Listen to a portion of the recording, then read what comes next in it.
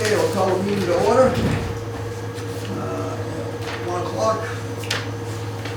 Have a roll call, please. Kerry Pastor. Scott Stovey. Bob Scanlon. Sandy Slavin. And Jim Gibberti. And we have minutes from February 13th, which is meeting minutes and workshop minutes. I have a question. Certainly, sir. Is there any way we can get the minutes before the meeting so that we can look them over beforehand? I thought they were sent in the packet yesterday. I received mine via email Yesterday or the day a before. couple days ago, yeah, there was a I month. thought we were doing that. So I was just trying to get those Maybe I'm just being stupid on drugs, but I don't remember seeing them. I'm usually pretty good about looking at minutes. They, I know they went out to a sewer commissioner's email that this department uses, and I don't know what that distribution is, I but usually get those. I got this, what was it, Friday, Saturday? I reviewed them, they got corrected, and I sent a note to Anita that they were good, and they could go in the packet, but Okay, well, I haven't been on top of my form lately, so I may have just missed it. I'll see if I can find that and send it to you. Now, I have reviewed the February 13th minutes. They made a correction for the right name for that flip pump and the right dollar amount, because they had 42 cents as opposed to 48 cents. But what bothers me is that Scott K. mentioned that there would be a capital expenditure of $250,000 for additional replacement pumps. I was just wondering, were we going to put in a article for them or not? I missed that section of the meeting because I was late. No, I don't think we'll have to put a section in for them, so we bought individually. We Okay, just have a line item in the budget for it. all right. I think that was my only note. She corrected the spelling of the type of pump and the dollar amount, so I have reviewed the February 13th minutes as corrected, as presented, because they've been corrected, and I make a motion that they be approved. Seconded. All in favor? Aye. Aye.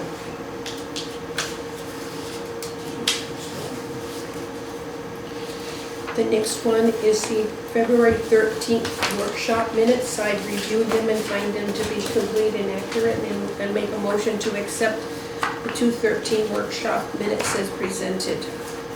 Seconded. All in favor? Aye. Aye.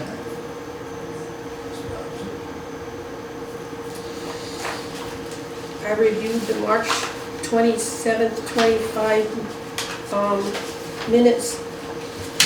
I have some questions on them, but my questions does not affect the accuracy of the minutes as presented. So I'll make a motion to accept the 3/27 minutes as presented. Seconded. All in favor? Aye. Aye. Abstain. Okay. 401. I asked Jimmy about, I sent emails to Jimmy, but Jimmy said, I don't know what, I'm back and forth. Anyway,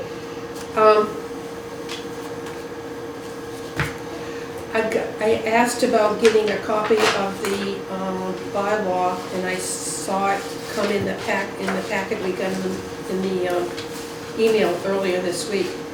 And I did ask that both Jimmy and Carrie be identified as being part of the plan for the IMA, and that was included in the minutes.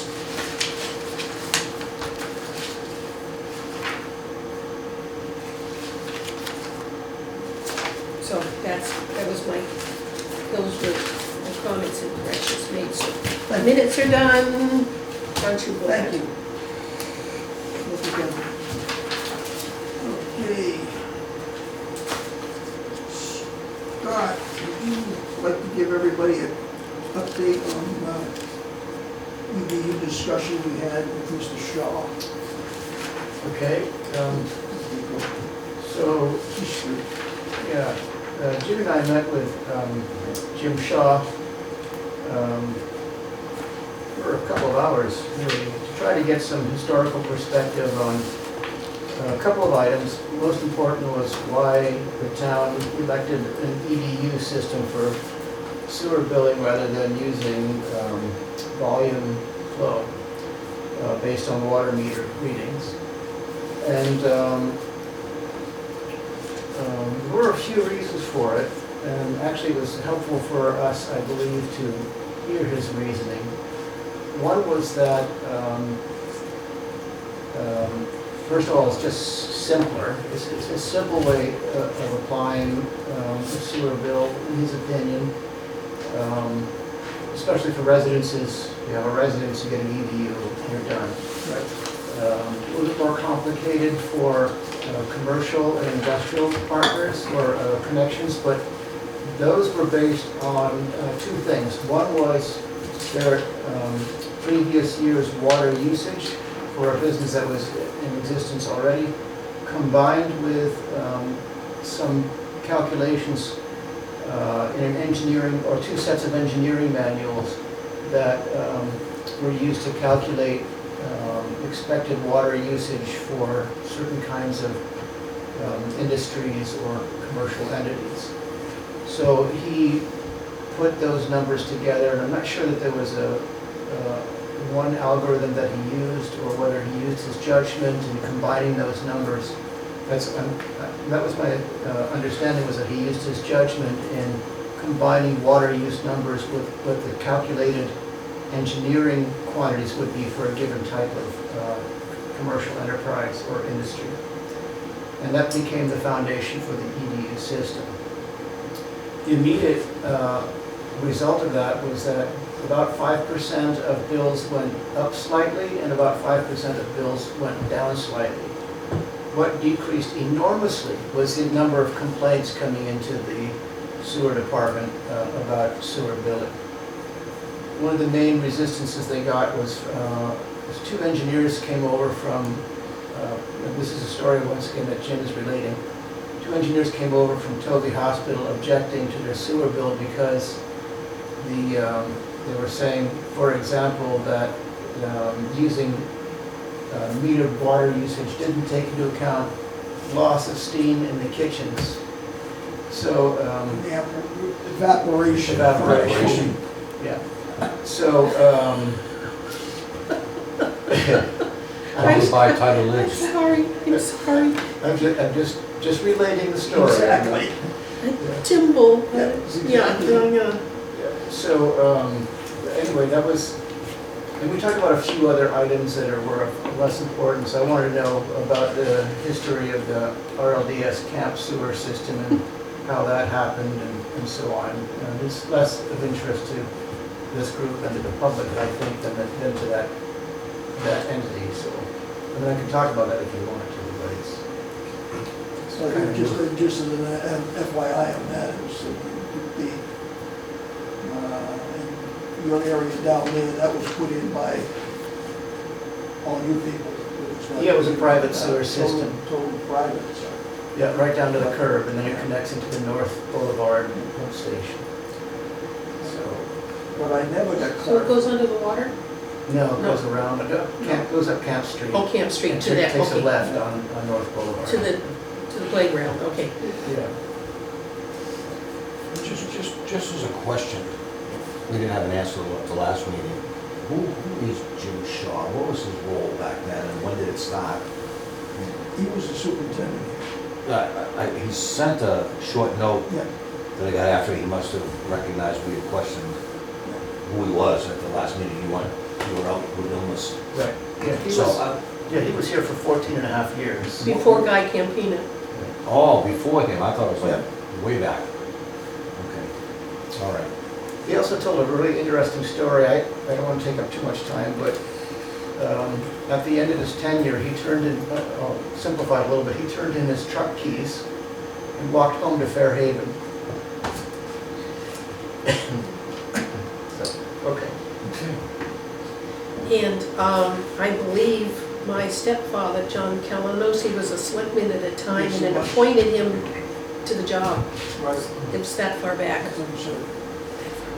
So you're mentioning, or he mentioned to you, you're reiterating that 5% of bills went up, Yes, 5% went down. yes. And that was compared to, obviously, prior bills under what type of a system? Oh, under the water volume system. Just a water volume system. Yeah, Based on historic engineering data for that type of business, did I take that note right? yeah, going forward it Yes, was. okay. Yeah. You said that you used some of Title V information as well. Right. The other thing he said was that when they got, before the EDU system, when they got the meter readings from the two water systems, Onset and Wareham, it would take the secretarial staff here about 2 months to work out what the billings would be for the whole town, for all of those people who are on a sewer system. I suggested that maybe the computational facilities are a little bit better now than they were back then. We graduated from the abacus. Yeah, but they had spreadsheets back then, but I don't think they had any automated billing systems and that kind of thing.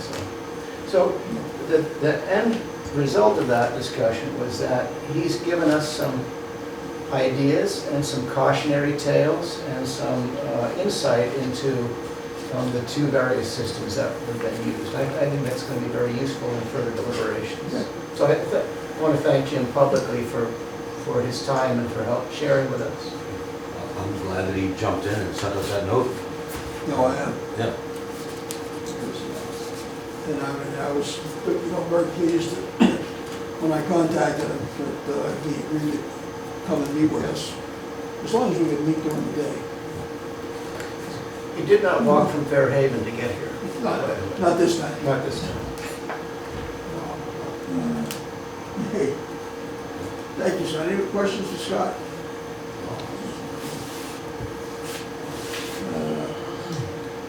Bobby, can you give us an update on the investment I can. improvements there? Thanks to some detective work, there was, we found all the minutes going back to the inception of the sewer commission.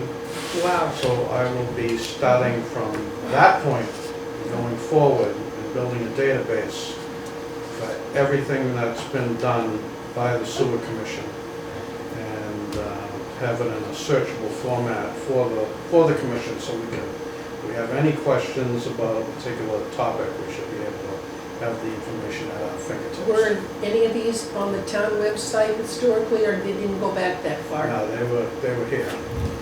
No, I didn't mean paper. When we post the minutes to the town puts it on the town website. Yeah, there's some on the town website, but I know that there was a complete list, folders full of Okay, so every meeting you minutes. went back to the paper one Yep. and converted it to, No, they're all in Word well, document converted format, it to a, and I so will there's, be okay. putting it into a database form. So you found the data in a Word document, not just a printed paper? Correct. Okay, so, okay, that, Yep. to myself, that's a lot of scanning, but, okay. How long will that take you to do? It's gonna take a few months, I think, probably around 3 months, the way I figure it. So when did it start? When did the select board give it up and we started? It looks like May 4th, 2015. That's the earliest you have it as That's when the sewer commission was formed? was formed. And back then they met every week. I've only gotten through the month of May so far, I just started the other day. And it's interesting that a lot of the topics from the very beginning are exactly what we're talking about current day. Yep. So yeah, it should be good. I'm still learning about the database ins and outs and how to tweak it to make it usable for us.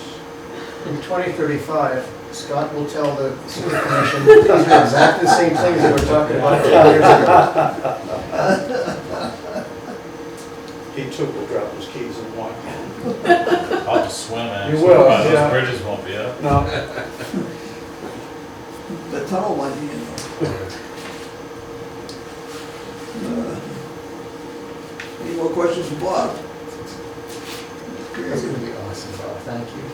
It's taking it a step further than what your wife did, which was awesome. Yeah. You know, it's a lot of work. Okay, I've got discussion on the Cal's sewer website. Sandy, you had a question on that? Yeah, did anybody else have a take a look at what we have for a web page, or is it just me? Oh, I looked at it. I looked at it, I saw it said yesterday, I was kind of surfing it and getting familiar with it. I had Matt move the GIS mapping for the sewer infrastructure over to the webpage, and I also had him take down the Facebook page Okay. because that was just outdated and unusable. Yeah, so my notes were, Bernie was still listed as a member as opposed, instead of Carrie, was that corrected? That I don't know. Was that corrected? I guess my first one is, who is our contact to update our website? No answer. So Jimmy, I don't know who to give this to, but right now Bernie Pigeon is listed as a member. I guess Matt in IT. Yeah, but who contacts Matt? All five of us, or is there a single We'll contact draw point? straws. My next note was, there was a link to a Facebook. Should we even have one, and who updates it? And your answer was it's been taken No, and down. it's gone.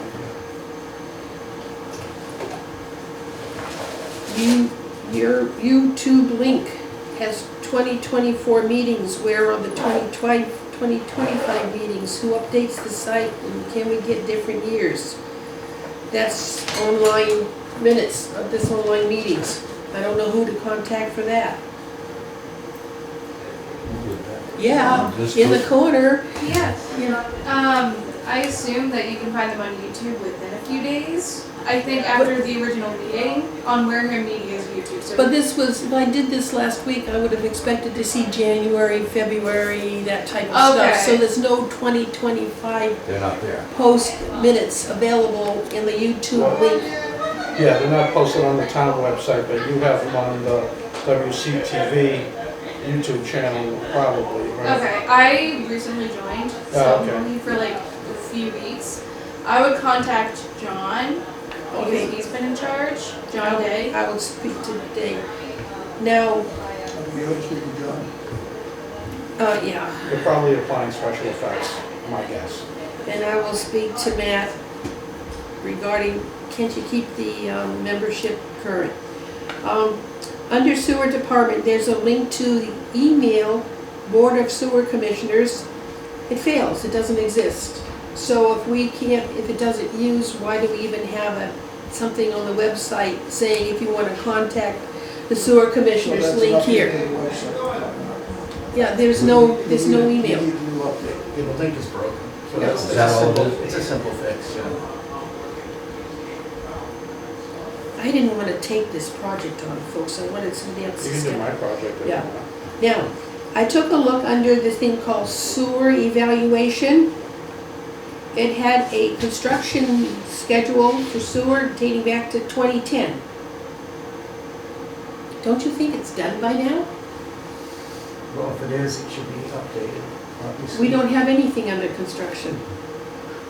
Now, just for a point of view, under capital improvements, we talked about, there was a study done and a report made color coding all of our major problems. So I sent this to everybody saying, hey, under capital improvements from 2015, everything is color coded.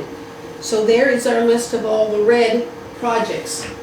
We have it on the sewer commissioner's webpage. I just wanted you people to know it's there because we talked about where's the priority, and it's okay. It's been 10 years since we did a last capital improvement report. Is it time for an updated report? Question to the sewer commissioners. 2010 was the last time we did a capital improvements report. What would be in the What are they looking for, Yeah. capital improvement? Go online to the town webpage under sewer, Yeah, sewer evaluations, and take a look at that capital improvement list. That's what's there. I mean, I'm not going to, I can sit down and tell you what I saw, but I just said, okay, 2010 is a little on the old side. What I need is, I need all of us to go on that website, take a look at what data is being presented to the public regarding us, not just the sewer plant, but sewer commissioners, and what's there, what shouldn't be there. okay. Yeah. Then we have this thing called sewer commissioners at wareham.ma.us. That's when one of the documents from Jim Shaw went out, and not everybody got it. Correct. And the response I got was, it's not an email account. It is an internal email distribution list.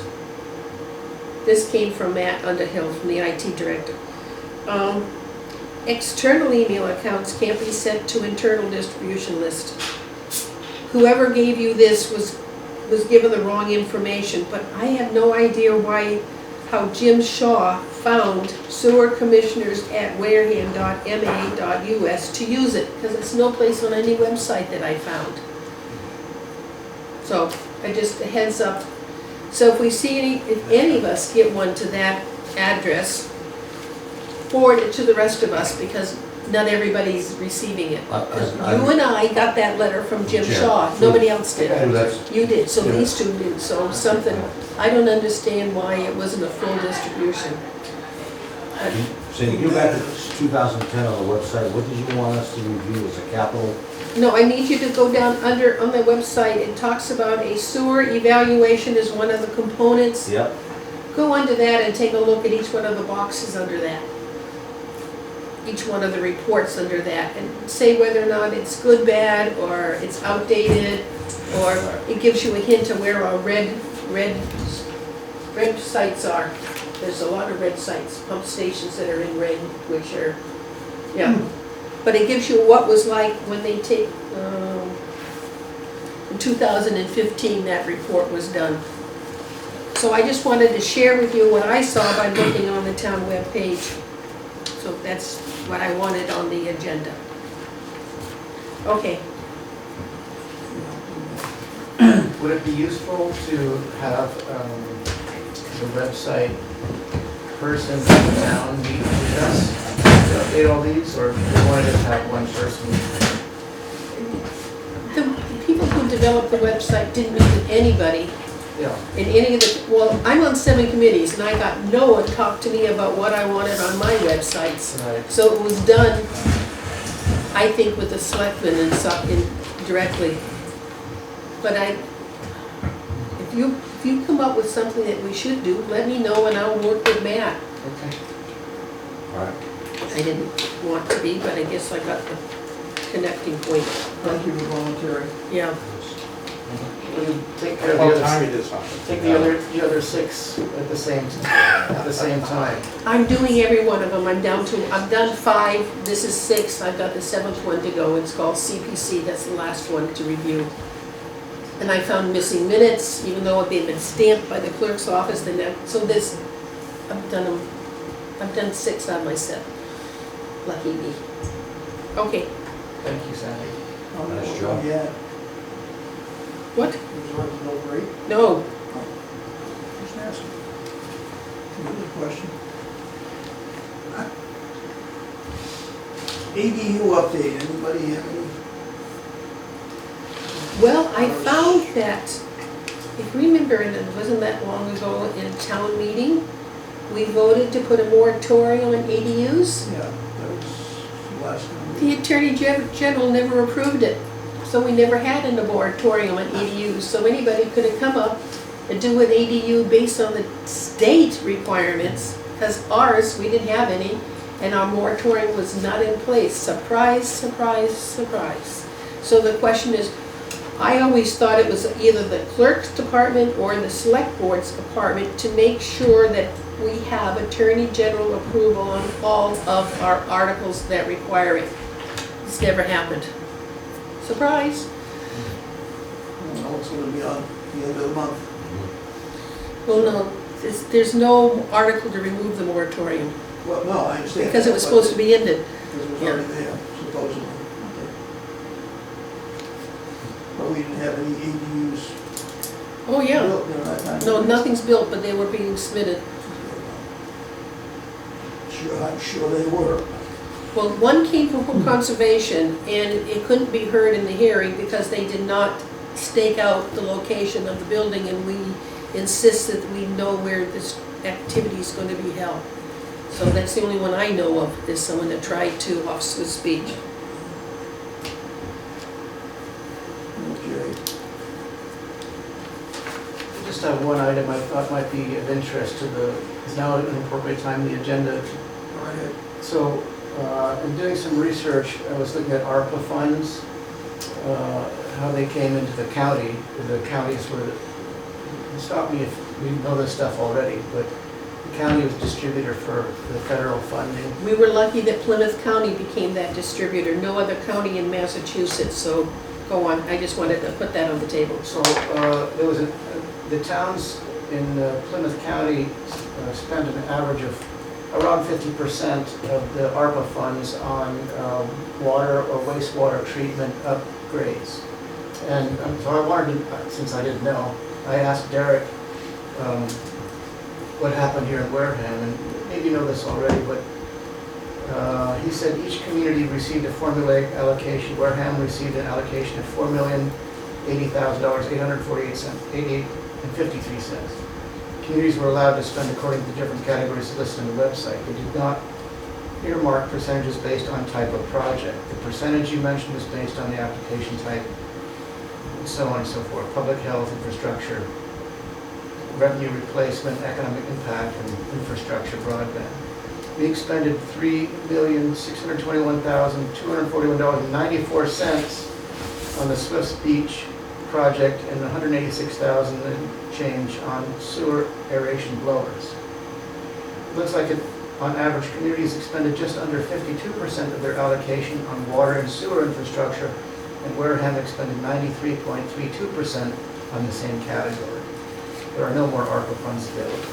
So I thought it was really helpful for me to figure out where the federal money came from, ARPA, and where it went, and it was interesting to see that so much of it was spent on infrastructure So, and sewer. For the minutes, I'll just ask them, write it, that you had a discussion as to how the Plymouth County towns used the state ARPA funds, and that we spent 93% on water and sewer. Yeah. And I think that's as opposed to the dollar amounts, because I don't, Yeah, that's I fine. just so we had a discussion for those that, of course, Kelly, you're taking your minutes. Yeah. You don't have to give us dollar amounts. And those numbers are available Yeah, but it was through just, other ways. Yeah. yeah. So Derek did a very good job of using the money that was available. Thank you, Swiss Beach. Impressive, yeah. The money came out at the right time. Yes, we needed it for Swiss Beach. Okay. Scott? Hey, Yeah, well, the construction here is moving along really nicely. One entire concrete structure for one of the clarifiers is complete, and they're moving on to the other one. We'll write our names on top of that at some point when the concrete's wet. And then, Footprints. yeah.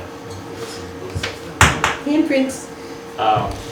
Yeah, the staff's been working really hard cleaning things up, a lot of spring cleaning going on, a lot of repairs have been made.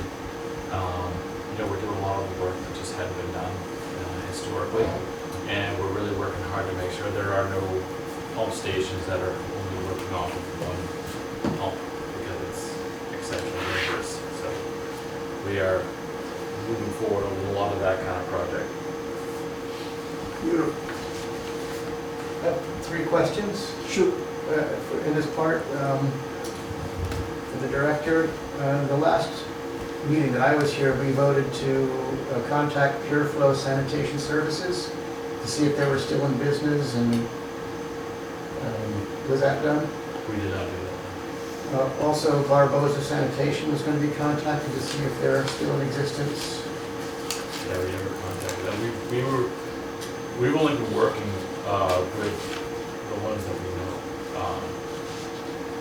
Because historically, there were some that would actually bring in those fees, sneak them in. Yeah, that's why we voted, last time I was here, to have your department contact, if possible, those, and if they were no longer in business, to, I guess, essentially write off the accounts.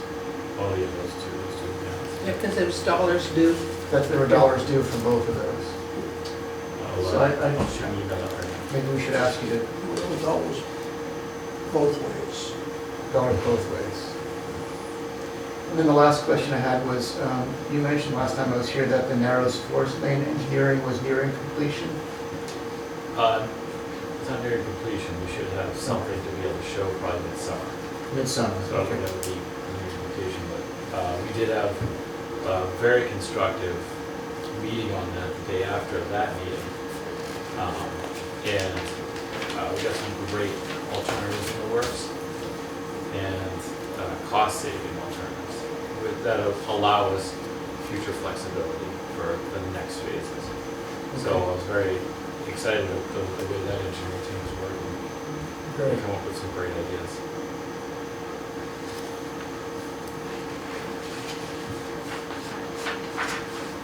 Anybody, anything else? I make a motion, we adjourn the meeting at 1:30. Okay, our next Second. meeting is gonna be April 24th, 6:30, multi-service center.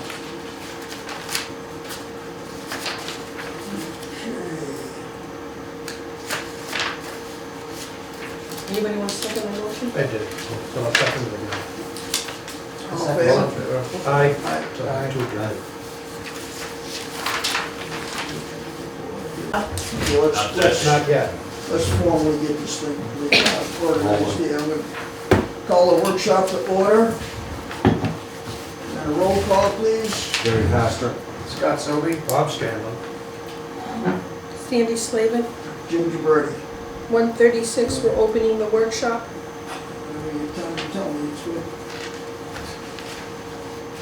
Okay, and we have lovely representatives from GHD and people that talk on a level that we can understand instead of the other person.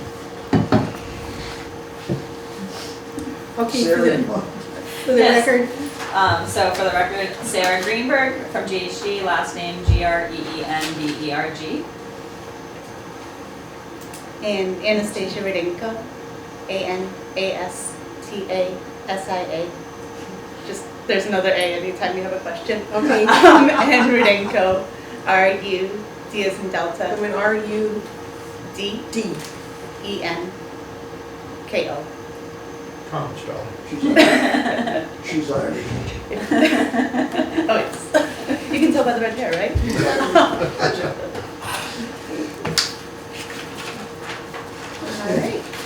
All right. So we have recently submitted the draft Wareham CWMP to the Sewer Commission, and what we were hoping to do today was to provide an overview of the major findings of the document through this presentation. I'd be happy to take questions as we go along. It doesn't need to wait until the end. And Anastasia, can I just hand out for the record the executive summary of this report that we're gonna go through? Oh, for the record. Thank you. Thank you. Yep. Thank you, Anastasia. Wonderful. So overall, the CWMP has three major parts. The first is to establish the needs for the wastewater system. For that, we're looking at three major things. So how to manage wastewater in the town to meet identified public health needs, how to manage nitrogen to meet the Wareham River TMDL, and how to manage existing infrastructure needs, all three of those for the 20-year planning period of the document. Once we've established those needs, we look at different alternatives of how to meet the needs, and then produce a draft recommended plan, which is what we'll be talking about today. And we'll also be talking about next steps for implementation and moving the project forward.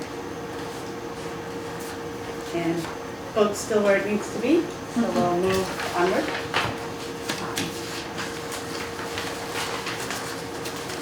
So there are 4 different watersheds in Wareham. The Wewiantic River, Wareham River, Onset Bay, and Buttermilk Bay. One of which, the Wareham River, has a nitrogen TMDL.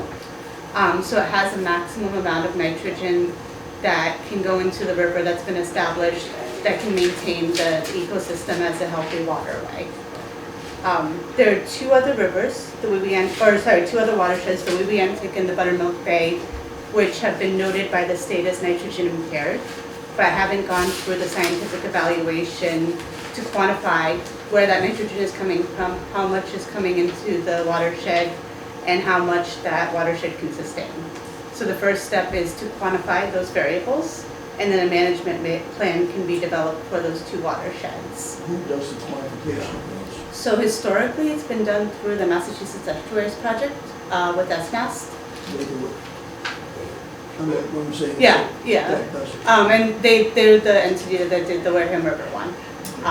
So SMAST developed a model. They did multiple years of water quality data collection and were able to establish those nitrogen thresholds.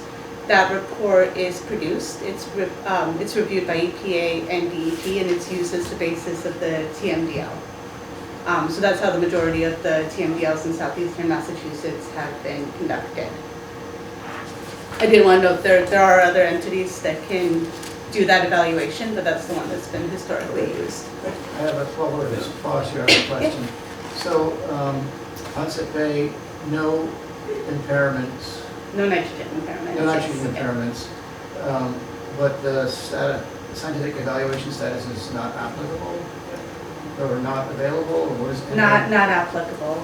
So because it hasn't been listed for nitrogen impairments, at this point, the town doesn't need to go forward with a scientific evaluation So- for nitrogen. So how would they know if they haven't done an evaluation? How would they know what the nitrogen status is if it hasn't been evaluated? So there's a preliminary screening that's done through what's called the 303D list. So every 2 years, Massachusetts has to look at the health of all its water bodies and in a preliminary capacity, make an assessment on whether they're nitrogen impaired. If they are, then they have to go through the full evaluation. So there is some scale, but it's not to the level of being able to establish a So there's some TMDL. preliminary sampling? Yes, yeah. That's a great question. And in our implementation schedule, we do include a Why milestone. why is Onset Bay no? Because the better tidal flow?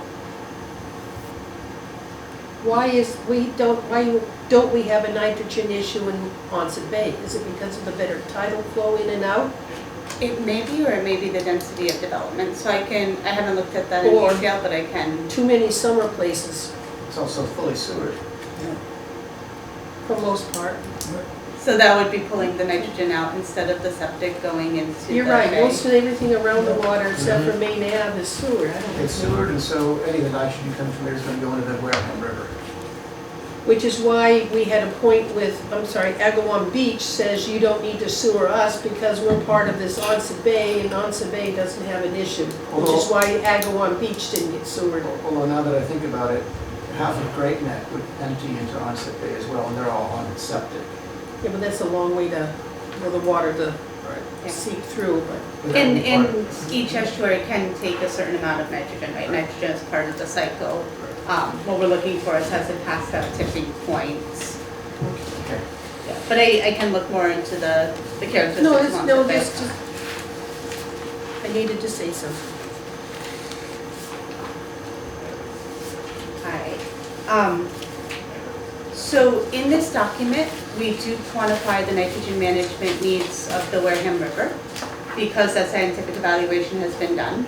And there are milestones with recommendations for the scientific evaluation for the 2 other watersheds and how the plan would be revised once those findings are completed to be able to update to meet those nitrogen management needs too. For the Wareham River, so the analysis that's done by SMAST is done based on water usage at a certain time. It's fairly dated at this point, so we use that as a starting point to calculate nitrogen loads and then work with the town's water use and GIS data to bring those values up to current day. So we're looking at an estimate of 2025 nitrogen loadings instead of multiple years back. And we also use that to develop a balance to separate out. So the MVP project is done for the whole watershed, which has 3 communities, Carver, Plymouth, and Wareham, all contributing nitrogen to the Wareham River. Because this is a town-specific plan, we looked at which sub-watersheds are in Wareham and isolated them so that we could estimate how much of the overall nitrogen is coming from Wareham and how much needs to be reduced by Wareham. So for the whole thing to work, Carver and Plymouth need to do their portion also, but this quantifies what is Wareham's estimated portion. So typically, in cases like this where you have a shared watershed, each community does their own estimates of what they're contributing, and then that's formalized, turned into municipal agreements. So then each community commits to the percentage that they're removing based on how much they're contributing to the watershed. So that would be the next step to formalize that process. Is there a current agreement among these 3 towns? Not to my knowledge. So that hasn't ever been approached yet? No. This is new to the table. Okay. There are examples of other communities that have successfully executed similar agreements, but not here yet. I think the only intermunicipal agreement we have is with Wareham. So once we brought the nitrogen values up to current day, once we isolated the portion in Wareham, we then looked at how much growth is anticipated in the 20-year period through discussions with the working group that was established for this project and have an allocation for future growth. So we're not trying to manage just nitrogen for today, but within that 20-year planning period. And then for the Williantic River and Buttermilk Bay, there isn't that scientific evaluation yet, so what we did is we carried an allowance, so placeholder of approximate flow, so that when we develop conceptual layouts, we know that there's more treatment, for example, that's needed. But that allowance would be refined once those scientific evaluations are conducted. I just wanted to stop there, make sure Are any everything of makes the homes sense. on the Williantic going to be on sewer, wouldn't they? No, No? we've not sewered Shangri-La, we've not sewered Glen Charlie, we really haven't gone more than just downtown Wareham on that side. Nothing in West Wareham is done. So I have a question going back to this. We may not get through this. Going back to this 3-town agreement business, would normally the other towns also conduct their own CWMP? Yes, Do you know if Carver and Plymouth have done that or have I approached it? don't believe they have yet. The town of Bourne, I believe, has just started thinking about doing one. They have a draft CWMP They that have? was produced, All right, yes. so it would And be that's old gone through me again. Older information, okay. But not from these guys yet? No. Okay. And I believe not specifically looking at the nitrogen needs of the Wareham River. And would they need to do that before an agreement is done, or So would they an not need to have that before an agreement was reached? estimate needs to be conducted of how much nitrogen they're contributing. That can be done independently of the bigger project, but that targeted evaluation does need to be done, Okay. Is there a time frame for them to do it? not to my knowledge. These are maybe more policy kind of questions Yes. than engineering questions. Yeah. but- So we're giving you the building blocks for that agreement. Yep. One other thing that I wanted to note, one of the unique things about the MEP project in Wareham is it was done before some portions of sewering were conducted. So we did adjust our loads down to account for that sewering. So we're both looking at growth and then how much nitrogen is coming out because that sewering has been added. And those are 2 of the major factors that bring it up to today. So we're not looking at an outdated condition.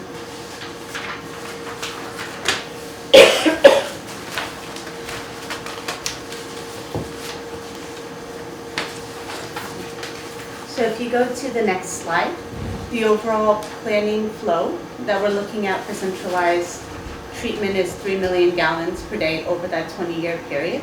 And this shows the breakdown of the flow. So the bright blue, the largest wedge, is the existing flow to the facility right now, a little under 1 million gallons per day. In red is the committed flow to Bourne. So you currently have an IMA and you have a commitment to take additional flow to Bourne. That's that 100,000. In light green, sorry? We have, the actual flow would be that we have a commitment with Bourne for 200,000. But a portion of that is already captured in the existing flow. So this is what hasn't, what's remaining of that basically. Oh, okay, Yeah. all right. And because there's a commitment, we want to capture it in the future flows. These are all great questions, please keep asking them as we go along. In the light green is the combination of existing public health needs and environmental needs in the Wareham River. So that's the estimate of how many septics would need to be converted to sewering to take out enough nitrogen to meet the PMDL, and also public health needs. So public health needs were identified by the town. There are areas where on-site systems, there's high rates of failures. Very small lots, poor conditions, where it's a public health risk to keep those areas on septic systems. So those are also scheduled for sewering as part of this project. In purple is the estimate of population growth, and then also the remainder of the committed flow from Wareham. So there was a memo that was completed several years ago that looked at all the committed flows that the town has committed to coming here. A portion is from Bourne, and then this is the portion from Wareham plus growth in the town. How is the population growth number calculated?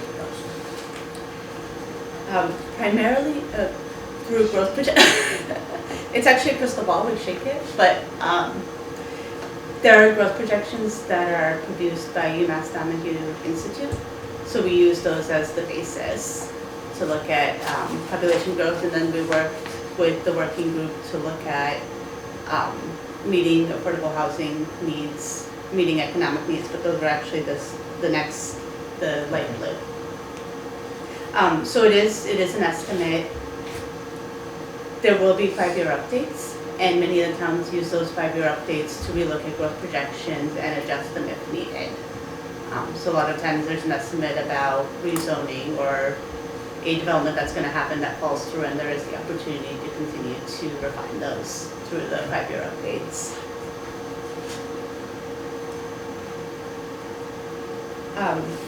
So in orange is future infill and small sewer extensions.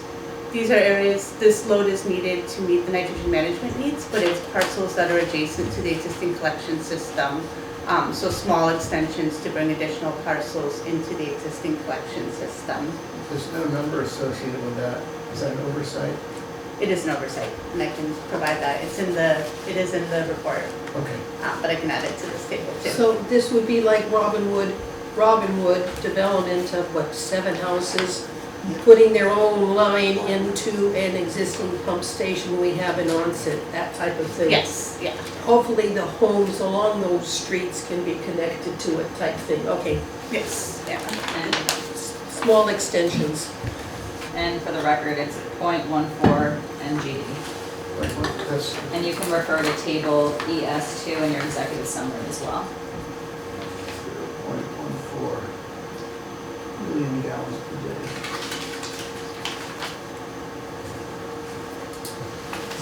Thank you.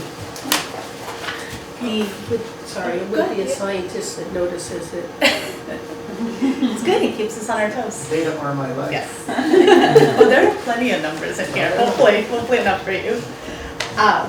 The very small sliver is an allowance for infiltration and inflow. So when we look at capacity, we need to have an allowance for clean water that's getting in through to the system. And that's a design requirement in Massachusetts.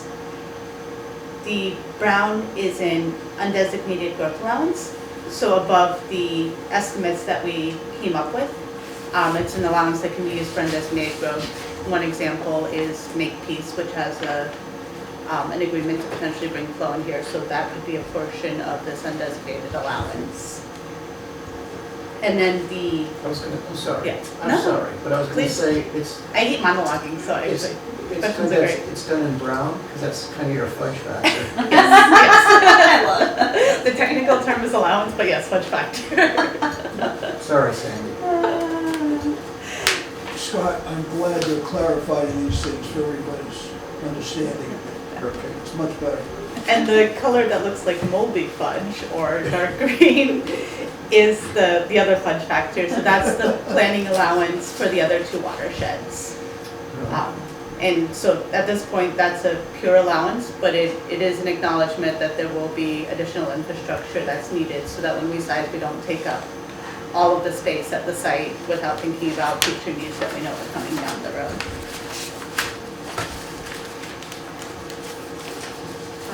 So the third thing that I had mentioned in the needs assessment is quantifying existing infrastructure needs. This is a map of the 100-year floodplain with the town's collection system. So all the stars are the different pump stations in Wareham, and approximately half of those are within the flood zone. So can you talk a little bit more about what that means? So in your planning then, are you talking about armoring those or revising Yes. those ahead of the 100-year flood, which could come Any day, next because week? it's a 1% annual chance of flooding, right? So there's 1% chance it could happen this year, there's a 1% chance it could happen next year. Right. Yeah, so, Yes. and then so that's the 100-year flood, and then velocity zones, that's with wave That's- action or something? Yeah, so that's a portion of the 100-year flood where wave action is over 3 feet. So that's the most volatile portion of the So those are the flood zone. velocity zones are the ones that are in the most danger of inundation or Yes. destruction or whatever? Both from the highest water level and then also the most movement of water. So there's additional requirements that we need to meet when we construct in a VE zone or velocity zone. Did you accommodate that we have done 3 stations already Yes. to accommodate them? Yes. Because we got some funding to do 3 stations that were critical ones that were in this zone. And for you, Scott, all the way over on the right, there's a Cohasset Narrows. Yeah. That's been updated, so it has been, the pump, the generators have been moved up. We have still built doors and stuff like that, so that has been updated for water resistance. The one called Heinz Field has been done for water has been upgraded. And the one at Narrows has been upgraded. So 3 critical pump stations have been worked on to improve them should the waters rise on us. Yes. Because the Narrows was critical since it takes everything from Wareham and passes it through.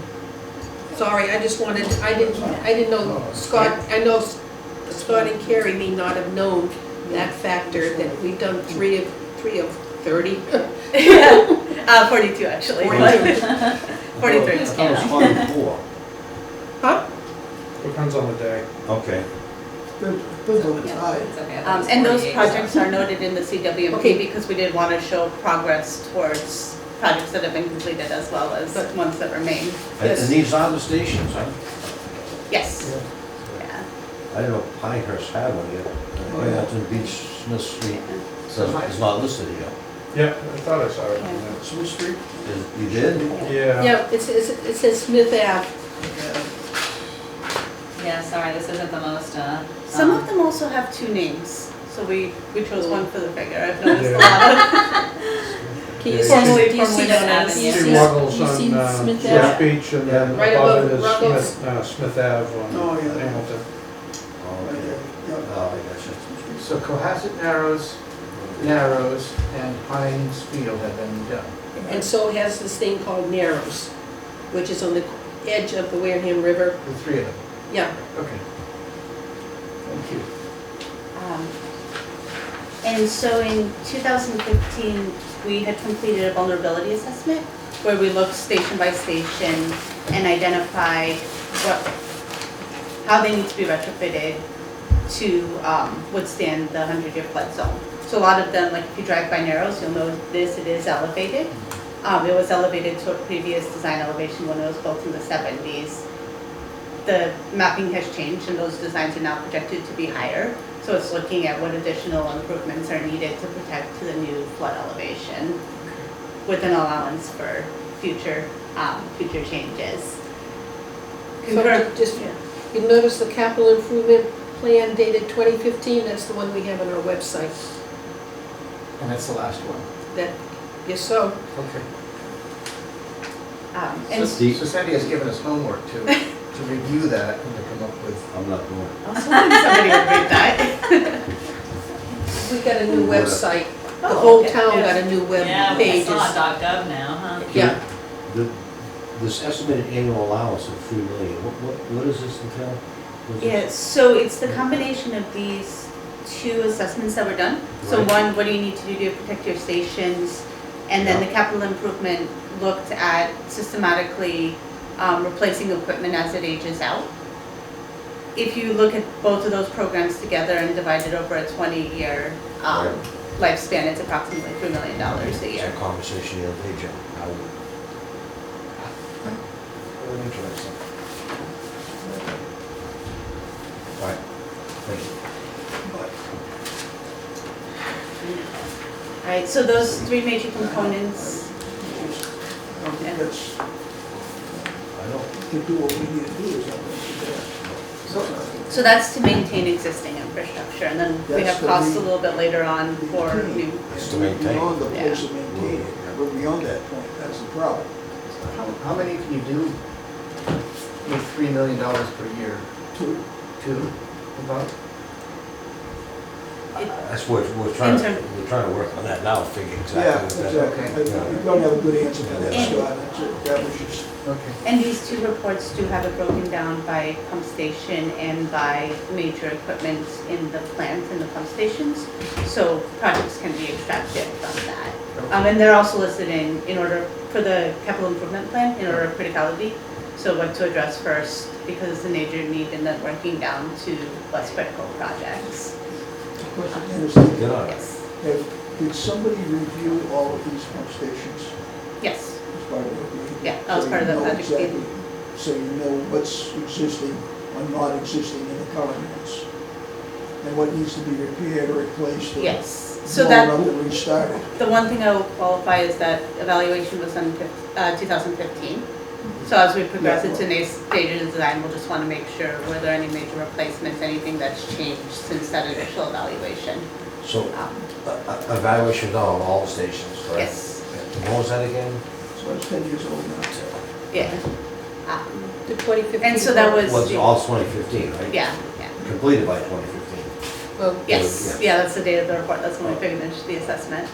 So there's, if we were trying to pick out the 5 worst, the 10 worst, if you go to that report on the website on and the look at all the red ones, for that column, but that goes back to the 15. yeah, Things that- some of those have been done. Well, yeah, and Yeah. others have gotten worse. Yes, and everything has gotten worse. Well, Well, don't say basically, it the like only, that. But And so they're rated by criticality.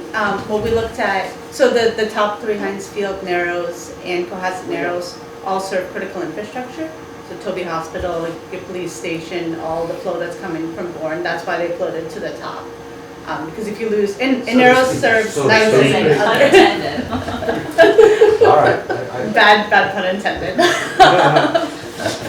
So we ballasted it, so it stays in place. And, but then basically it looks at how many other pump stations does it serve, right? So when you lose one, you don't lose everything that's coming to it, and any critical infrastructure, and that helps us prioritize which ones to tackle first.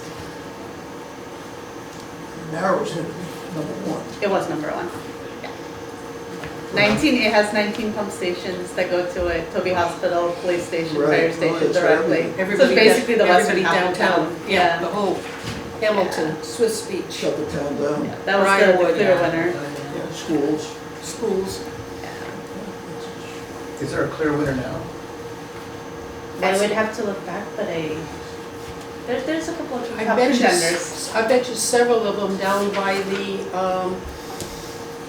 what do you wanna call it? You wanna think about it? That's no wood burning. No, no, it's really wood burning. Where that mobile home park is moving into, the one in the dam development. Why am I not Not thinking Depot about? Street. No, not Depot, down in where you have the, Thank God it's not Jeopardy. You wanna call Alan? Toll Road. What else is the other one? Oh, The industrial park, Grey Hill? the The industrial park. The one in the industrial park, that has got to be a critical one. Because remember, we've had trucks there taking care of it. When it fails, to me, that becomes a critical one. You're talking about, Springboard, yeah, the pump station. yeah, the pump station. That takes all that from the industrial park and the mobile home park, and then you move Springboard down to something else, which Green Hill? goes down to something else, which goes down to Narrows. Thatcher to Springborn, So if this to was the done in police station. this was done in 2015, we fixed some of these. Yeah, but not, Yeah. Not all. Is there any way of someone with intelligence in the sewer commission to recognize what are the next 5 or 6 that are really, really poor? well, Since that's, 2015? that's, Because they may have been somewhat good back then, and now 10 years later, yeah, but Right. right? Scott would Equipment's know. down the Scott, road, yeah. Scott is gonna have to do an assessment of that for us, and then I get him on that. Because, yeah, he's been doing upgrades and fixing and doing repairs, so right, that list may, some of those Shift. things may shift, right? He may have been able to Shift, repair shift, something that was in bad shape and it now has a lot more life left in it. But we're talking about two different things, right? We're talking about things like repairing and replacing pumps versus getting them, I'm using the word armored, but I'm More not sure that's- resilient. Waterproof. resilience for the flood and the velocities. And that's exactly what these two reports, right, so one is just do normal rehab, and it has, the first one does have, you know, replacing the pumps at all the stations, et cetera. The second one is looking at just what do you need to do to keep it functioning during the 100-year storm. So that's in addition to your, Put some big jetties up front of Wareham River and all. Which is why we have on the capital plan ongoing rehab pump stations, aeration tank structure, kettle station pump replacement, infrastructure pipe replacement. I mean, that's been ongoing on our sewer plan for 10 years, and we're not making a hint on it. We're not I just got involved in that. I know you have. Listening to that yesterday, which was, Yes, an eye opener, wasn't it? yes, Yes. it's scary. and then the last thing that I want to note is, even though these reports are 10 years old, we have adjusted that 3 million based on inflation. So that is a 2025 number, not a number that needs to be bumped up with 10 years. Pumps come from China, by any chance? Is this map, is this That will map, be an effect. is this map available in some way, so if you wanted to zoom in, we could look at it? Is it an electronic version of this? Yes, yeah. So I can send you a PDF. You can also, I can send you Mass Mapper. It's an online GIS, and then that way you can zoom in. Right, but you got things overlaid on that. Yes, so I can do the figure. I could send you the PDF of the figure so you can zoom in, yes. That'd be great, thanks. I used to have a really big 24 by 36 one printed out on my wall, if you want that too. Wow. Yeah, you should bring that in here, add some Arctic wall decor. Yeah, yeah. All right, so at this point, we've covered the 3 major needs, right? Nitrogen management needs, public health needs, and the existing infrastructure needs. So next step of the process is looking at different alternatives on how to meet those needs. And before we did that, I just wanted to review the concept of an adaptive management program. So this is a 20-year plan, as we talked about. We can make estimates, for instance, on growth, but we know that those will change. And there's also the technologies that we're using are constantly changing. There are new technologies coming out. So this is a method to allow us to continue to adjust the plan based on the most cost-effective mix of technologies. And there's also some evaluations that we'll talk about a little bit later that need to be done before a decision can be made, and it'll allow us to incorporate that into the plan. So the way that the state typically rolls out these types of plans is they require a milestone schedule. By default, every 5 years. You can do it more frequently if you want. But every 5 years, you look at how much progress have you made on the plan for the nitrogen management needs, how has the system responded? So is it responding as we thought we could? Is the ecosystem coming back? And we can also look at, are there new technologies that have been implemented successfully? And then as part of those 5-year updates, there's a watershed management update plan that can be simply, we're gonna keep going like we originally thought, or it can propose changes. So allow the town to keep making sure that this is the best plan going forward. It's not a set and forget for 20 years. And a little bit later on, we do have some of the major decisions that are anticipated in those 5-year milestones. So if we go to the next page, for the nitrogen management portion of this project, we looked at 3 major types of strategies. So is there ways to reduce the amount of nitrogen that's going into the river? Is there a way to restore it? And is there a way to remediate it?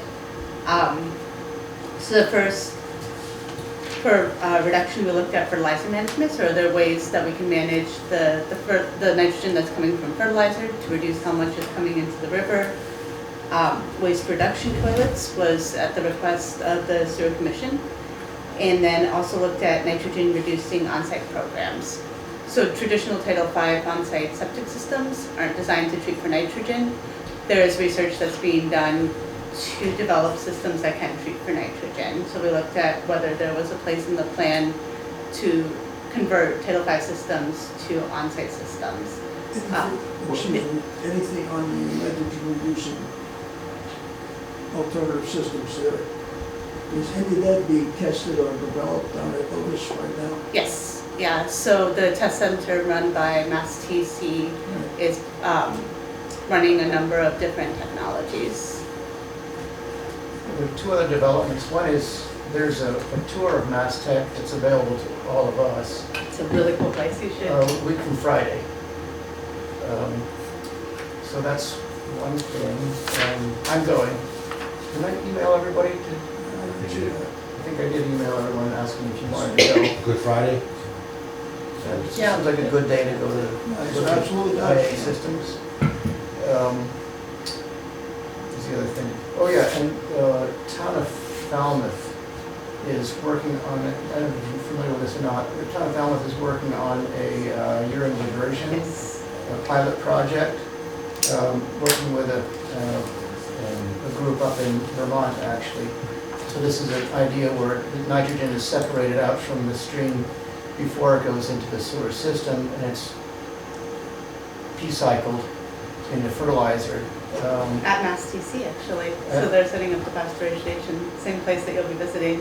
Right, yeah, and they use a magnesium, I can't remember the chemistry exactly, but they use magnesium to precipitate out the phosphate, and that becomes a separate fertilizer for itself, and the nitrogen is then reduced further. That's all going to be used apparently up in these farms up in Vermont, so that's another thing for us to keep an eye on as far as alternatives, is what's going on in Falmouth. There had been some discussion in conservation about doing a bylaw regarding fertilized using like they have on Nantucket in the vineyard. But it became to the point that you can have it all written down, but unless you have a way of enforcing it, so it's a waste of paper. So conservation thought about it, and there's no way to implement it and to enforce it. So we try whenever people are doing work along the water, the order of conditions includes saying we can only use slow releasing nitrogen. That's the best we could do in our order of conditions, but we have no way of implementing that. I'm sorry, no way of checking it, other than looking how green their grass is. So, But they came before us, a group off of one of the rivers outside of Elks. The pond, they've been treating it for years for an invasive water weed. It's camp. Camp, yes. And I said to them, you can help yourself by cutting back on the fertilizer you use on your lawn that flows into this water body. So all you can do is put the message out there. I saw, there was one picture that was done when they were promoting this on the vineyard or Nantucket. Here's one house with a green like you would have at the Masters, and another one is a Cape Cod lawn. And there's a difference between the two as to how much nitrogen, how much fertilizer had been used to maintain a golf course style. Anyway, Masters is on now from what. yes, it we is. said. Well, no, Exactly, it's not out yet. it's too early and then too early. Is there a way to determine how much nitrogen is coming from residential fertilizer versus agricultural fertilizer? Yes, so there were estimates that were done as part of the Mass Estuaries project. Okay. And so they do separate out residential and agricultural fertilizer, which is primarily cranberry And the bogs. ratio is? So the cranberry Approximately. bogs is about 20%. Oh, The fertilizer from lawns is 6%, so it's much smaller. and the rest of it comes from wastewater. The majority, and then there's a small portion from stormwater. So those are the controllable loads. So those are the 4 loads, and then the last one is the effluent from the plants. So those are the 4 we can control, and then the Mass Estuaries project also looks at uncontrollable, like the benthic flux of nitrogen coming in and out of sediments and atmospheric deposition, which is going down, which is good. But it does quantify those, but there's not a direct way for a town to manage them, so we call them uncontrollable sources. One of the things that have been looked at for conservation is that if, well, we have a test going on here, using wood chips as a way of reducing nitrogen that flows out of fertilizer around the cranberry bogs.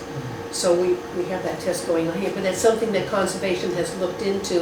Please, if you were to find a way of reducing the amount of nitrogen coming out of your bogs through, sorry, no, but you were going to ask a question. Yeah, I just wanted to make a point, as this relates to the town's TMDL goals in the Wareham River watershed. If it was just a question of how the plant is contributing to the Wareham River, I think that we would be in excellent shape, wouldn't we? Because I know that the plant is contributing very little phosphorus and nitrogen into the river. It's a fairly large load in nitrogen. So the MEP report only looks at nitrogen. No, I know, but from the plant itself, it's a It's a fairly very large low load. concentration, but it is a high volume. So when you look at all the different, and actually if you Okay. go to the next page, we can skip ahead a little bit. So this shows the breakdown for the Wareham River of, again, controllable sources. And the yellow is from the treatment plant at the time of the, but the design capacity hasn't gone up, but you can see it's 16%, so It's it's coming a from fair the portion. plant itself? Yes.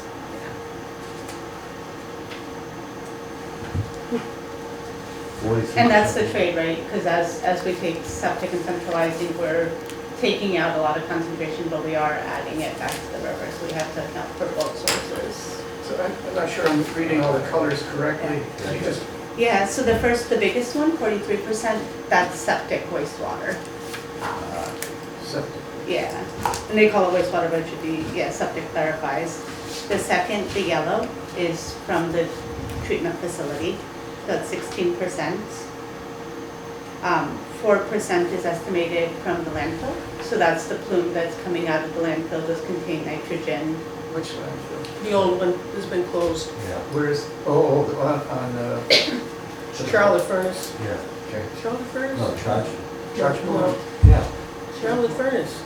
Charge Pond? Charge Well, Pond. it's Charge Pond. Charlotte Furnace is West Wareham, right? Yeah, that's where the, I'm But you going, used to have the doubles in one charge pond, right? Yeah, yeah, that's one, but there's one further out on the way to the, yeah. We talked about it yesterday, matter of fact. Yeah, so even if they are Plus capped, they're water. gonna have a legacy plume for a number of years. Okay. 6% the green is lawn fertilizers. 20% is the agricultural fertilizer, so that's actually a very high portion. 11% impervious areas is from stormwater. So that's the nitrogen that's picked up as stormwater travels from So only six, pavements to the river. So the nitrogen coming from bituminous materials and, Bituminous materials, dog poop, goose poop, okay. all the lovely things it picks up on the road. Is, with relation to the septic, is there anything you do as you go from Title V and these changes that with newer tanks going in that can reduce that amount? There isn't, is there? You would have to convert the type of system you have. So you would have to switch it to a nitrogen reducing system. Which is an option, it's expensive, but it's not, I mean, just looking forward, and I just went through this on sale, that the Title V issue, when it comes into play, changing the tanks over, right, is the same down in Wareham, right, that there has to be a certain requirement. Is there something we can mandate that when they change over, they have to change the tank? Well, here's the rub, the Board of Health is in charge of septic systems. Right. Which is, I mean, it's, I don't know, I see it as kind of unfair, that was why I was asking the question about the plants only. This is right now, this seems to be a sewer problem. Everyone's coming to us to figure out what we are going to do, but in actuality, it is a town problem. It's a homeowner's problem. Yeah. Well, the Board of Health only allows nitrogen-reducing Title Vs, so we have a whole bunch of old Title Vs that are out there. We have a tremendous amount of cesspools. That's what we have. but those are only in certain buffer zones. So But we're trying hard, the Board of Health says, you need a new system, it must be a nitrogen-reducing system. But just a Title V does not reduce No, nitrogen so very it's, much. it's not, No, it's a The newer old- system. the old Title Vs is what was allowed before the new ones. So what does the new one do then? Does the new one have a reduction in nitrogen? Yes. yeah, if you have, so there's several different types of nitrogen reducing systems. The ones that are required are called general use, so they put out, so nitrogen, the model assumes that a Title V system puts out nitrogen at 26 milligrams per liter. The general use systems will get it down to 19, so it's shaving 5 off the top. Yep. There's ones that are in provisional approval, so they're working their way through the permitting process that can go to 11. So those are even better systems. So those regulations could require the even better systems. Right now they require the Well, 19, we don't but it require is still that, an and it's not gonna improvement. cost Well, money. the Board of Health is getting there. Until the new systems are approved, the Board of Health cannot insist that they be. Oh, yeah, I understand that, okay, Yeah. so. But they're like $35,000 to $55,000 for a typical residence. Annual monitoring for Right. telephone and Yeah. electricity It's a lot and, In yeah. addition to removing nitrogen, it removes a lot of money from your bank account. Yes. Yeah, so, That yeah, first. they have to be tested twice a year, about $400 Yeah, I mean, a the- pop, yeah. 4 times for the provisional ones, yeah. and then Oh, it's 4 usually- times, nice. Yeah, so until Okay. they get the general use, So you the have to prices do went more. up. So would it also be cheaper for them to go on sewer? If it's Well, available. in a If it's available. perfect world, but And that's one of the things we running look the at. infrastructure out to them to put them on sewer would not be cheap. This is why I've been advocating, and we'll talk about this when we get to the bylaw suggestions, and why I asked to have this alternative technologies included in this plan is because there are other technologies that are emerging that may be very useful for an inexpensive way in reducing these kind of nitrogen loads. And there's a time and a place, right? So like INA programs in less dense areas where you're very far from centralized sewer, that may be the most cost-effective approach for those areas. Or we could use Verbo, So- What's that? the commercial 2 flushes per day. So there, It's the concentration that we That's care right. about, not the water. I like that commercial. We could look, You drink more water, you can surface flush 3 water. times a day, but it's more diluted. surface water, surface Aerators? aerators for there were more remote sites, never mind, that are not connected to sewers, that type of system. So that's what the nitrogen reducing, they basically put in a blower, you aerate, and then you put in wood chips or an alternate system and you denitrify. So it's forcing it through the nitrogen cycle like it does here. so what's actually doing the denitrification, is it bacteria growing? Yeah, so it's bacteria aerobic growing, bacteria. yeah. Okay. Anaerobic. So Anaerobic. aerobic, you're growing your nitrifiers, and then anaerobic, you're growing your denitrifiers. So it's 2 different tanks. So you're putting a blower in your, like a traditional septic tank, Yeah. and there's usually another tank that's filled with wood chips, that's very low oxygen, and that's where you grow your denitrifiers. Okay. Then you convert ammonia to nitrogen. Well, there's certainly plenty of aerobic Wow, nitrifiers. but my pay grade. Yes, yeah. Many, many, many. Absolutely. They're right up here. So, So the nitrification, that's usually low oxygen though. You started above my Yeah, pay they're grade in when she said hello. And oxide I said, then you started above aeration my tanks. pay grade when she said Um, hello. But, So low oxygen, I mean, you see that there are mixers on top, the mixers are intended to just keep things in circulation, not to produce a lot of air necessarily. but I will tell you that I know that there are many that are aerobic too, so and we shouldn't get too far into the microbiology probably, but No. and maybe it's the ones that are just targeted in these types of treatment, because like you said, there's many different ways to well, do if that. you've got 8, I don't know how deep are these tanks? 8 feet, I think more, I think deeper like, than yeah. that? So it's gonna be anaerobic down at the bottom anyway, right? Unless you aerate. Anyway, so There'll be no koi fish in those tanks. Yeah, you should come on Friday. Yeah, and I then won't be here. one of the things I did just want to point out with a IA program like that is that if the town was going to use it as part of its nitrogen management goal under a future watershed permit, there would need to be a program in place called a responsible management entity that would monitor and track, and you have to demonstrate that removal, right? So it's not just putting in the systems, it's made similar in the same way that there's a permit here, right? And we need to demonstrate that we're meeting our nitrogen removal goals through this process. So that would need to be set up either by the town or it can be subcontracted out to something. Mass TC is doing some research on whether they can serve as an entity for local communities. And there's no water bodies in this area, natural surface is a piece of the pie here. So I pulled this from the MEP report, there's a separate table that also includes those. This is only the local controllable sources. Okay, There's one that adds those and then that makes these portions a little bit smaller. all right, But I wanted to focus on what we can control. okay. And you want to go back to the alternate Yes. screening analysis? Yeah. So in the alternative screening analysis, we would recommend at this time not including waste reduction toilets or nitrogen reducing IA program. Waste reduction toilets, like you said, there's a lot of research that's being done on how to set up the mechanism to run a program. It's not advanced enough yet that it can be incorporated as one of the 5-year milestones. And then the same with the nitrogen reducing on-site systems, the town would have to work through how to set up a responsible management entity. And because of the large quantity of nitrogen, we're proposing a primarily centralized approach. So you're not recommending those now because the technology's not ripe enough, is that the idea? Essentially, yes. Yeah. But we'll continue to monitor as they progress, right? There might be an opportunity to bring it into the plan, and then you would adjust the other programs. Okay, So the ones that have been incorporated into the draft plan are fertilizer management, stormwater best management practices, cranberry bog restoration, which we'll talk about in a second, and an expansion of the centralized collection system and treatment.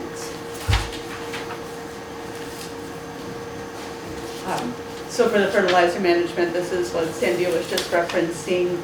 There can be a regulation that's implemented that would restrict, for instance, the time of year that fertilizer is applied, or mandate maximum loading rates for high use parcels. So many of the communities on the Cape had implemented, and then along with that, a public education program on why it's important. As you noted, there's really no way to enforce it, but What are the best products to use in that, I ask? Anybody know? so slow release is one, right? Like The so. best yeah, but there are a lot of lawn maintenance companies around here. We should be working with them to use a better fertilizer. You see the trucks go around that spray fertilizer on the green, on their, True green or something. something like that. So we don't know what they're putting on it. Are they regulated in any way, that spray fertilizer they use? I mean, to me. Probably using sugar water. Hmm? Probably using sugar water. That's where the concept of maximum Yeah. loading rate So- comes in. There can be a regulation saying you can't put in X amount per acre. If you want to, say if you want to work in the town of Wareham, you have to prove that your Right. spray is X level of nitrogen in your, or whatever you put in your fertilizer. Again, though, it doesn't fall under our purview as commissioners, right? No, but It's there's a no board. reason why you can't work with the Board of Health or maybe No, Conservation Commission. I understand that. But if we have an opportunity to direct what is being placed on the lawns by the companies that do lawn maintenance or spray, it might help. So as a dumb thought, why don't we have the Board of Health join in on these meetings? Exactly. Why don't we get them down here to listen to this? I just asked a question. And in a lot of communities, we do have a joint meeting Yeah. because like you You have a said, joint meeting? especially as we Say get that's through.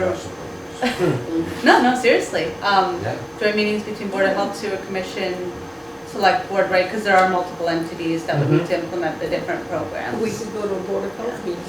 Well, it says right in the bylaws, under powers and duties of the sewer commission, the board in conjunction with other land use bodies shall assist in developing a long-range strategic plan for guiding town growth and development. So we're supposed to be working with these other boards as well.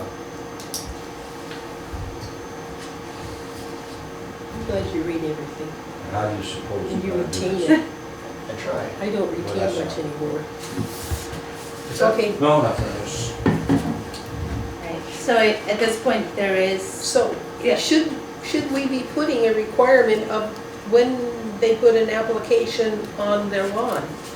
If conservation is saying you can only use slow releasing nitrogen, should we include a time frame in that condition? What? well, I think, well, we also gotta get the groups that are involved in No, making these decisions. But it's something that And- conservation can do now. Okay, yeah. Yeah, we're reviewing a new draft of rules and regulations at this point too. Yes. So, and some of this is included in those draft regulations. Absolutely. and there's a lot of example fertilizer regulations that are local, as you noted, on the islands and on the Cape, with different strategies that are being implemented. So what Mass DEP assumes is that if you can successfully implement a fertilizer regulation and then for the next one, a stormwater best management program, you can reduce about 25% of the load, or manage 25% of the load coming from those two sources. So that's an allowance, but it does demonstrate, right, that there is a reduction potential for those What sources. is the best management for stormwater? Instead of having to go untreated to the river, implementing, for instance, infiltration trenches or implementing Okay, a management system. A holder, big of a Switch holding, Fair, right? a holding, what do you wanna call it? A holding place before it flows out? A retention based, Yeah. yeah. To slow it, basically to slow it down so that there's a chance for the soil microbiology to reduce the Yes, nitrogen, that's yeah. it. Yeah. So about 6% of the fixed nitrogen comes from lightning. I don't know if you knew that. or not. No. Yeah. What's that way, great? Lightning? Lightning. Wow. So lightning controls, that's gonna be another recommendation. Someone just got up and hold up a big iron. Yeah, lightning rod. An umbrella with a metal Who did pole. that? Who did that? That's right, yeah.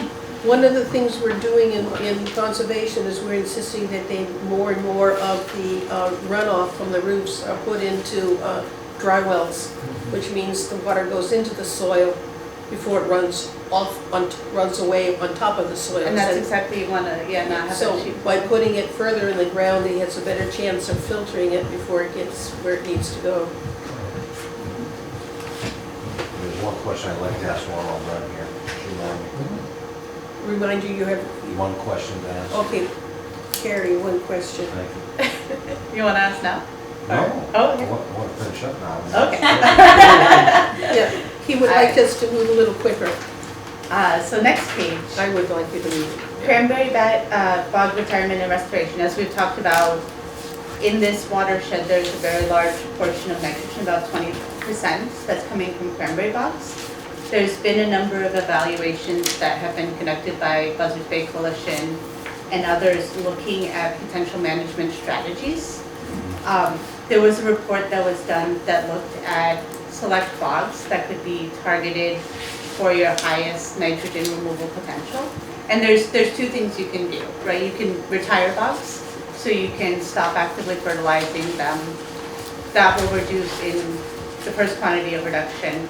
You can then do a restoration project where you bring it back to a wetland environment, and then you're having the uptake from those wetland plants, and that's going to increase the nitrogen uptake of that system even more. So these reports outline there's 3 bogs, and they'll be on the next page in Wareham, that are very close. They intercept a lot of nitrogen-rich groundwater, and if you can successfully retire and restore them, there is a fairly significant nitrogen reduction potential from those projects. There is a new project coming along off of Crooked River to restore that bog area to natural off of Crooked River. It's being done by Buzzards Bay Coalition. Were they the driver on that one? Scott, I think so, Buzzards Bay Coalition.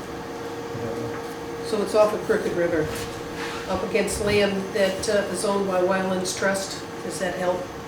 Nope. That's not the William. No.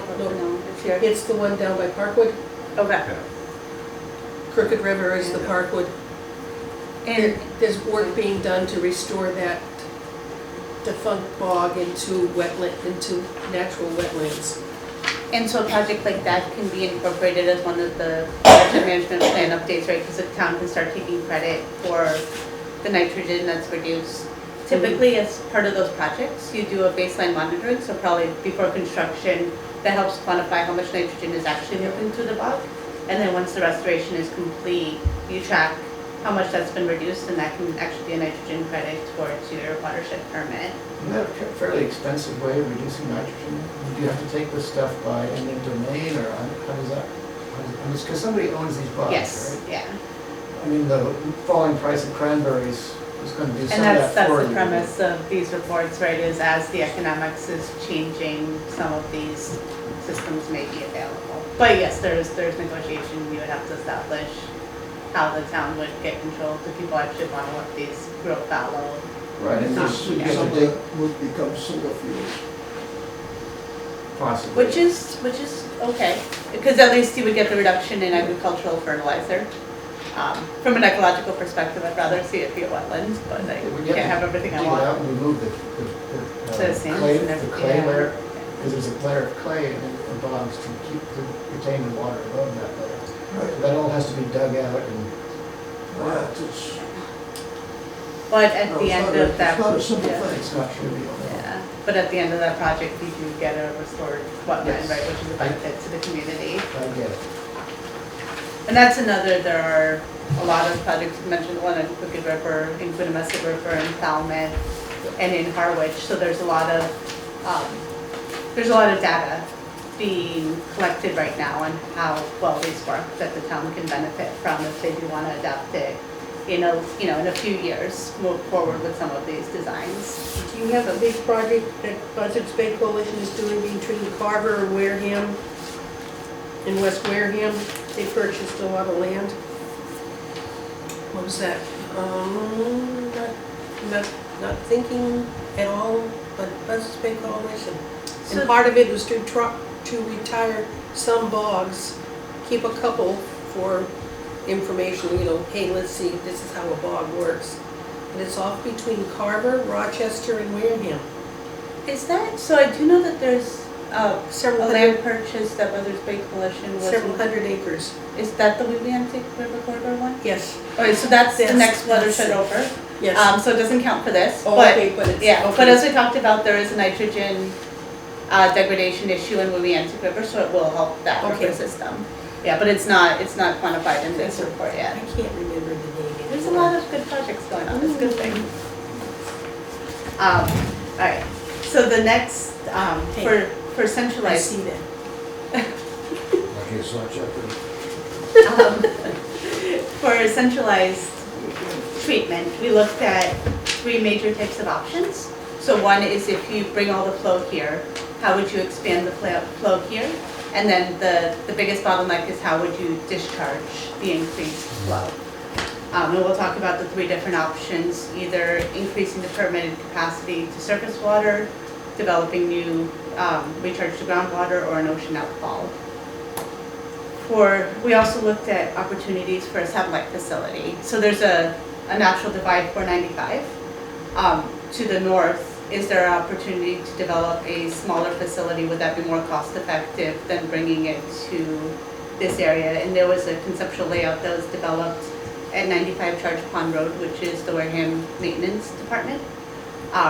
And we did a cost effective analysis to see, would it be more cost effective at this point? It's more cost effective to run the pipes here if we can recharge it. And then there was also a strategy that was discussed by the working group. There's a lot of lands that's slated for private developments. So can there be a regulation or a bylaw where if a developer wants to come in and they're going to generate a certain amount of flow, they have to build a wastewater treatment facility and they have to bring in neighboring municipal flow to offset how much nitrogen they'll be contributing. So is that a way to successfully manage? So we do have a recommendation for the town to explore whether that type of regulation or bylaw can, and again, that is likely going outside of this, or maybe going outside of the sewer commission's district or jurisdiction, but it is something that can be explored by the town. And then the third option is other regional opportunities. There is a private facility, River Run, that's owned by Makepeace right over the line to the north. There's been some preliminary discussions about potentially sending flow to that facility. Those discussions would need to progress to be able to quantify how much flow could potentially be sent there, and then we can do a cost-effective analysis to see, is it more cost-effective to basically become a customer of a private facility or to manage it locally here? That would be for Shangri-La. Yes, yeah. So if you go to the next page, these are the sewer extension areas that have been identified. The one in orange is Shangri-La essentially. Glen Charlie, yeah, the whole Yeah, thing. yeah, and the River Run facility is basically right north of the line. Mhm. So if there's an opportunity, it could be a logical place to treat some of that flow. And so these sewer sheds were developed as a combination to meet public health needs and then also to convert enough septic systems to sewering to meet the nitrogen management goals. See, only a small amount of grading is included in the sub-area A. Is there a reason for that? That's Ag One Beach. Yeah, but what about further out on Great Neck? Is there high-density housing out there? None. They are on multi-acre lots. Out there? Acre and a half. And it's also it's starting to drift watersheds. Okay, Um, I see. So then it goes into the watershed to the east. Which is Onset Bay. Oh, you Yes. could do down by Little Harbor and take in who lives down by Little Harbor? Oh, Judy. And in that, No, Little Harbor. She was up- Yeah, just take Right around take the a corner. left to find you as opposed to a right for Little Harbor.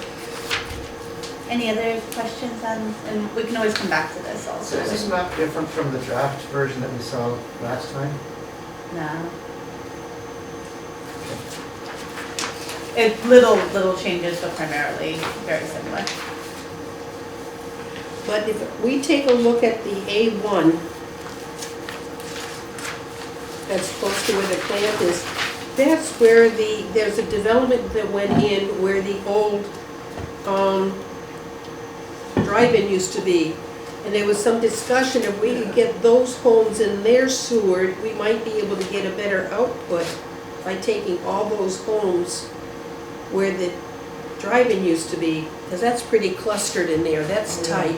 It is tight. The other A1 is off of what, Mayflower Ridge? Yeah, that's Mayflower Ridge, just above Wareham Center. Sorry, there's a lot of homes there. And that's why they're proposed for sewering. They're in the Wareham River watershed, so you're taking out nitrogen. They're close to the existing plant, so it's a relatively small sewer extension and relatively dense development. Very, yeah. So if we go to the next page, As I noted, we did evaluate opportunities for satellite facilities and the nitrogen offset program, which we did just talk about, right? The concept of having private development manage some municipal flow. How would the licensing work for that? Do they have to have individual licensing, would it be under, So they would likely have their own groundwater discharge permit. And there's several examples in Mashpee where a private development has its own permit, and then basically the municipality becomes a customer. But that would be privately maintained, and then they would charge the municipality for that service essentially.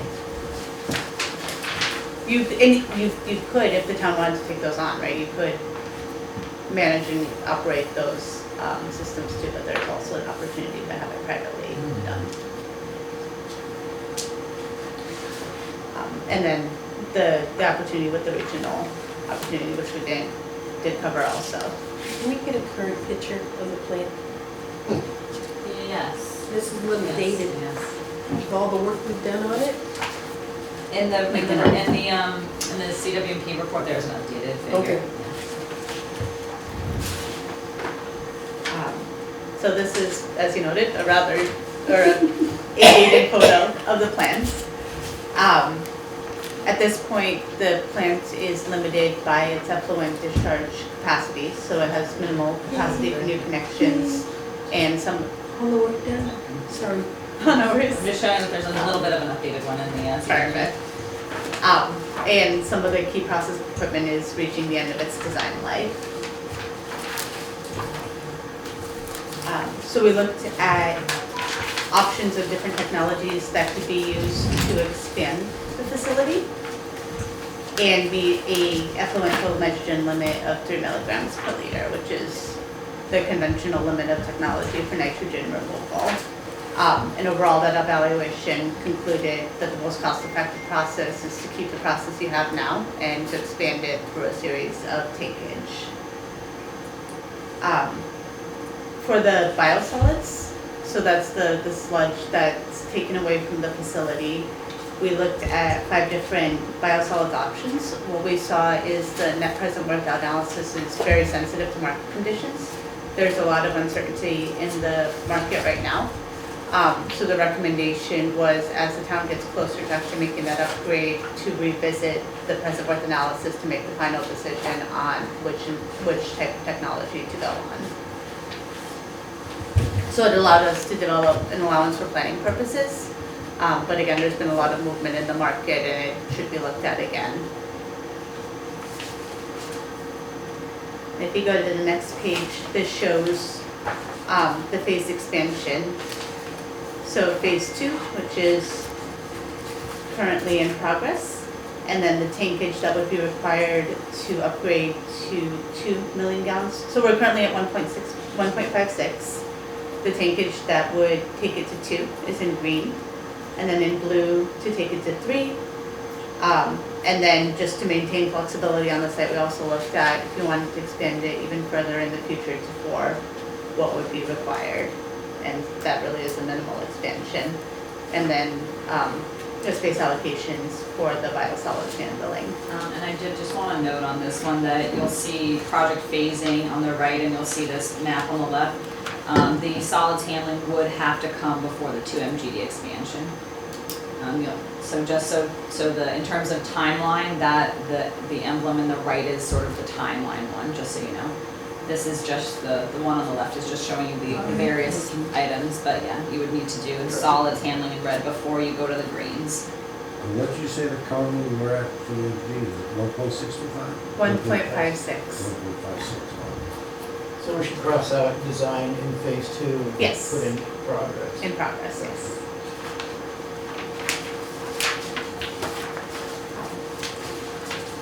So, as I mentioned, the major decision for the centralized plant is how do you discharge the water once you've treated it.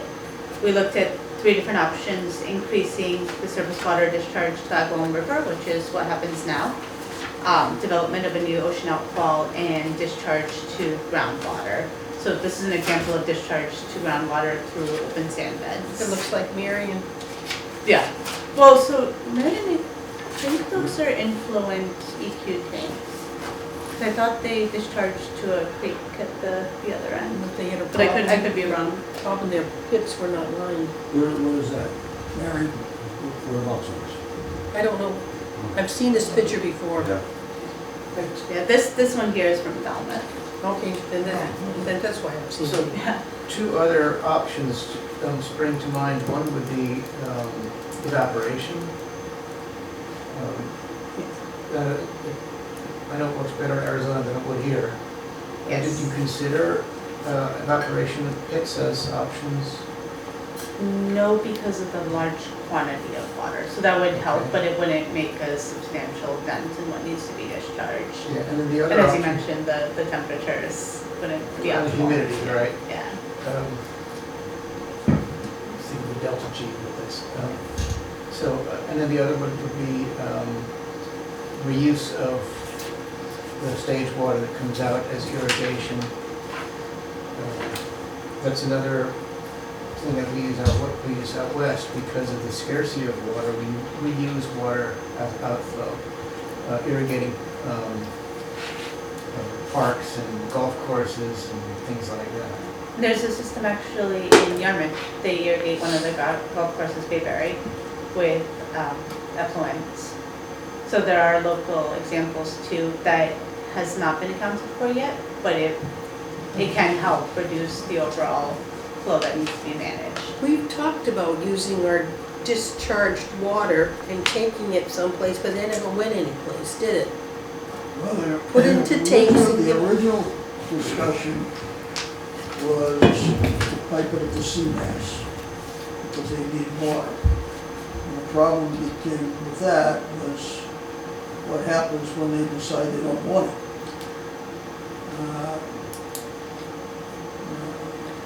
Because now you go to a commercial facility. Then there was some discussion about trucking it, and that kind of went How against the about using the law. water ourselves? Where? Who wants? Here, Who? we have a pretty high water bill. So I there guess is- there are so areas you- he does use it, Yeah, and he so can use it, and there's areas he can't use it. Yeah, so the plant does use plant Plant water, does use it already. which comes off of the effluent right before it goes into the river. It comes off at the end of the UV. So after it's been disinfected, it goes off to the right to a little holding well, and that's the source of the plant water. And that plant water supplies all of the hose, all of the spray water for the aeration. For the cleaning and stuff like that. Exactly, Okay. exactly. But you can of course use it for hand washing and such like that for safety reasons. So we can create more of an outflow, we just use it ourselves as opposed to putting it in the river. A portion of it. The portion of it, So one of our but goals, comparatively, with- would yeah, be negligible what we put in Yeah. the river. one of our goals with this evaluation will be to determine what's the maximum that, for instance, could be put in the river, and then we have a basis that we can do a cost-effective analysis to see, are there opportunities to reduce that? Can we use it, increase the plant water, or use it for irrigation or for other water reuse purposes? You could potentially use it for toilet flushing. There's a lot of non-potable water uses that can be There's considered. another whole plumbing system. Yes, yeah. It seems like, And that's where the cost-effective That's comes the in, right? cost-effective. It's great. Car washes. you know, I mean, it seems to me, it's still, I'm still on a campaign where the most advantageous outfall for us is the ocean, I wouldn't by disagree. far. Pipe it to the canal. And that is one of the options? That's number one. I've been told, That, yeah, but this has been under discussion here, or at least I've been involved with it for the last 10 years. I was gonna say So- decade, yeah. Yeah. I was gonna say decade, yeah. and one of the things we're doing is And if you looking to do it see, there, yeah. because Wareham being so forward-thinking and looking at expanding, into the future, that's like, what's for lunch tomorrow? Beyond that, I mean, if you look at the outfall to the canal, that's gotta cover Wareham and the surrounding areas for at least the next 100 years, minimum, with the outfall that has been indicated that the canal could take with no impact. If we try to increase the impact outflow from the plant into the Agawam River, Does that consider, because it obviously didn't want to consider the damage to the shellfish in the immediate vicinity of where the outfall is. So that would Because be now you're part, diluting the content of the water, so you're eliminating food sources for the shellfish and some of the other Yes. things. and as part of, so in order to increase the discharge capacity anywhere in the river, you would need a modification to your permit. There would be a shellfish closure zone that would be established based on that flow. So yes, there would be an effect and it would be captured in your permit and that can be quantified. That's primarily set through the hydrodynamic modeling, which we're starting now, which we can talk about in a little bit.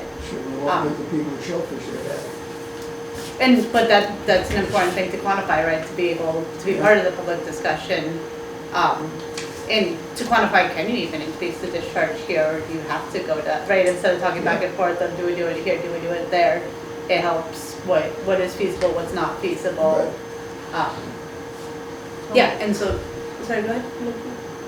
What happens if we were to change our discharge point from here to Wareham River by the Narrows for a better flow? So the model that we're setting, we're working with Hui, who's developing a hydrodynamic model. They're starting by modeling the outfall here, but once that model is set up, one of the next steps will be to move it closer to the Narrows to see if the tidal flushing would be advantageous, because this is really one of the slower, shallower parts of the river that you're discharging to.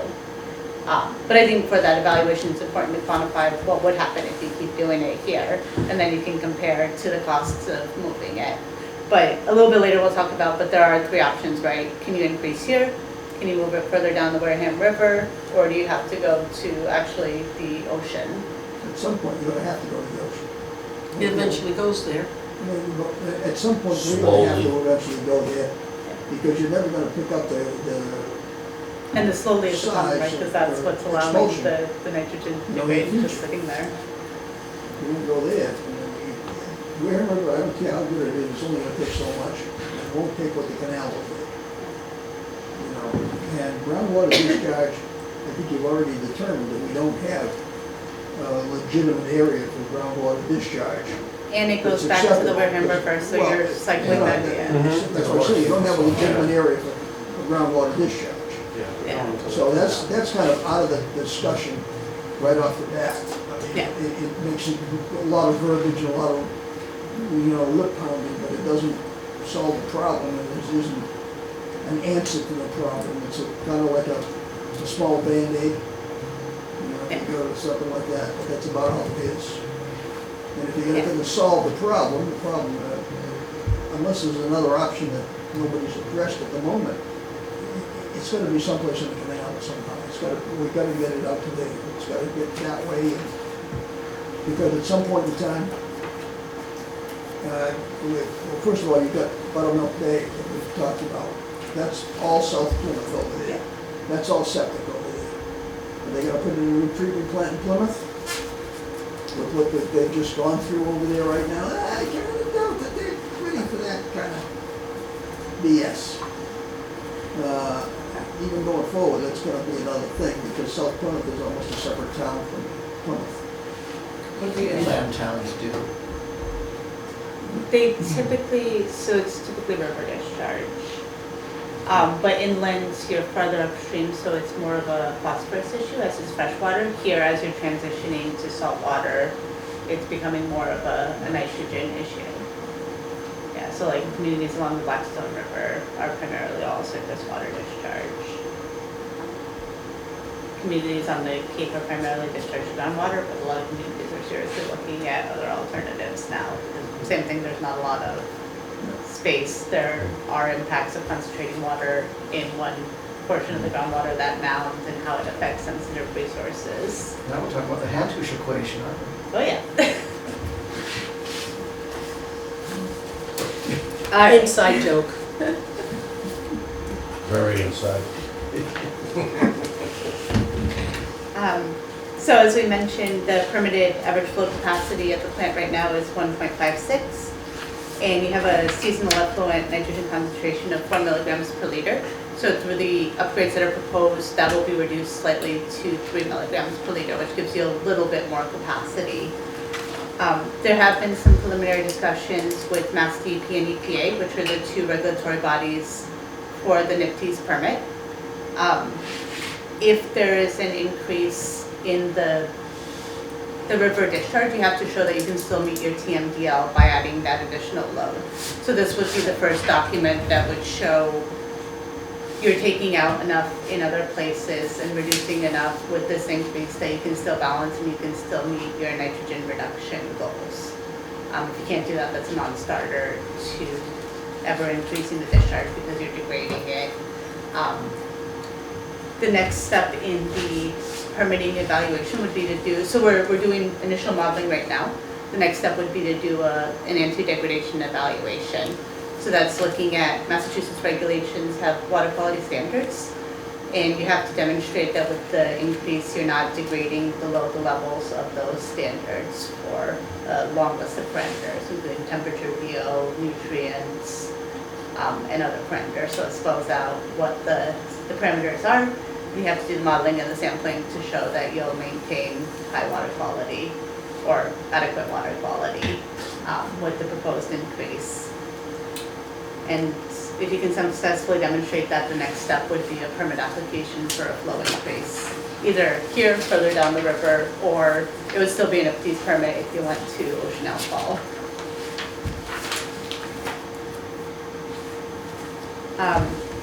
We did work with WHOI. So WHOI has a hydrodynamic model that was used to look at, are there any areas outside of the canal where you have good hydrodynamics, right? So the fast flushing, that would give you the dispersion, that would make an ideal site for the ocean outfall. And what it showed is really you have to go to the canal. Anywhere else within Wareham, it's relatively slow hydrodynamics, and as you can see with these little arrows, it circles back. So you're having the nutrients come back to the shore instead of dispersing out and flushing from your sensitive receptors.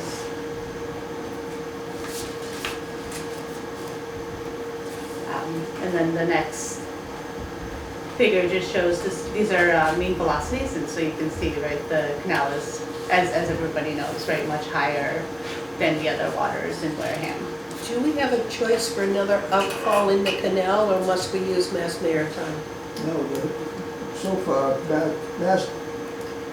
our whole discussions have been going down the connect to Mass Maritime at the time, because Mass Maritime never had it. And it, yeah. We weren't ignoring being able to go directly, but Mass Maritime had it, and Mass Maritime wants to get out of this business. So they were, very in favor of it. So we're looking at a point of maybe at the end of Great Neck, or Burgess Point, or Burgess Point. Those are No. two potential Actually, areas. what we were kind of looking at was like off Long Beach. Next page. So The those- one yeah. on the left has 2 points, being Great Neck and Burgess Point as discharge points. So right through Judy's house and Gleason's house. Yeah. That's really, Yeah. but what we were looking at there is there's a lot of wooded area down there, and with all of the private ownership, probably one of the things that would be advised, because you don't have to go that deep, is to do directional drilling. Just that would minimize the impact on the homeowners in that area or the people that own that property. You can go right down the roads, Yep. the dirt roads that exist, until you get to the Yeah. very end. Yeah, exactly, yeah, but however it works out in that direction. So these two red dots represent two preliminary locations that have been identified as an alternative to Mass Maritime. And again, all three can be evaluated, right, but you always want to have alternatives because that requires a separate entity. Show this to Judy, sorry. Oh. So just You learn where people live really quickly That's from where these we're types of studies. Anastasia, Yeah. one quick question Yes. on this, the right-hand map here. The different colors on the canal, that indicating depth or velocities? Velocities. Velocities. The velocities, yeah. I'm Yeah. assuming the yellow is the highest velocity? Yes, yeah. Okay, So that about means 1 meter per second or 3 feet per that- So that second, means So that. the farther you go down, Dr. faster Gleason's and house. powerful it gets. Yeah. which anyone that's stood at the What- canal, the it's depth- very obvious, right? What Yeah, does the it's number definitely- represent? So these are John contours, Deacon's, so this is Which contour is one to go line through and the the approaches contour point, because line. that's got the highest velocity. Do we know where on those So two go through red John Deacon's. points, No. what the tested flow Bypass him. would be, like acceptable? I would anticipate it to be very similar to the original modeling that was done, and that was about, I I know think, Mass 3 months. Maritime was like 20 before Yeah. anything came up on, yeah. Yeah, and it'll be very similar because Okay. it's very similar. Next. By that Next. private island, by Next, that next. by Done. that private island off of More? Winship. Sorry, we're getting pushed back. Oh, yes, Sort of lit- goes in. We're literally. at the, Yeah. we're at the end. Um, So, we did look at 3 different sites for discharge to groundwater. As you mentioned, there's not a lot of large land available. You would have to pump a significant distance, and there are anticipated impacts to sensitive receptors, so to wetlands and freshwater bodies. So that can remain as an alternative, but there was no recommendation as one of these as a primary study. I'm now going to go a little faster, but please feel free to slow me down if you'd like. And the next slide just quantifies those for alternatives. So increasing surface water discharge here, relocating downstream, new ocean outfall, and treated effluent recharge through groundwater. Advantages, challenges, and relative costs, as well as the next steps that would be needed to quantify how much flow can be discharged with each of those evaluations.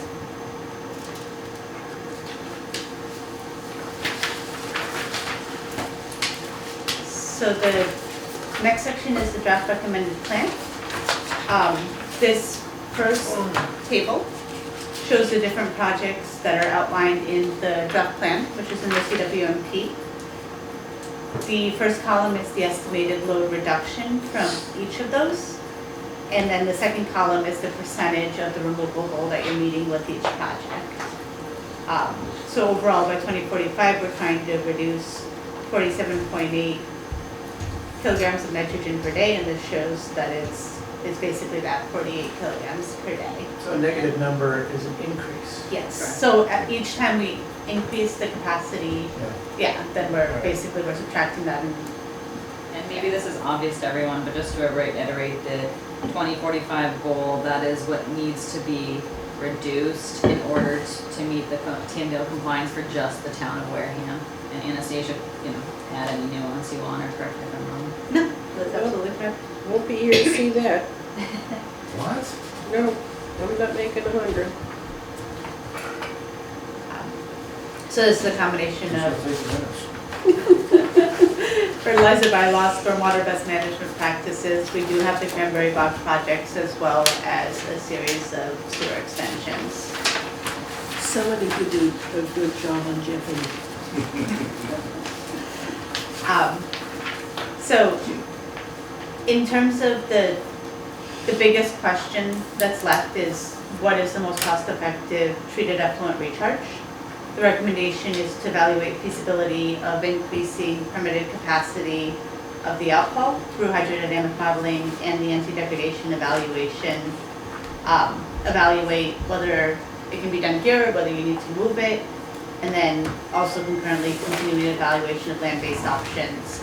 So the goal is by the first watershed management plan update to have a recommendation of the most cost-effective approach, and we do have the series of evaluations to get there outlined in one of the subsequent slides. So that process has already been started. In 2024, Buzzards Bay National Estuaries Program did award a grant to Wareham. So we're working with BUI to develop the hydrodynamic model that'll be used to assess the impacts of a potential increase here, and then in the future can also be used to look at different other relocation options. And the first round of modeling results is anticipated this year.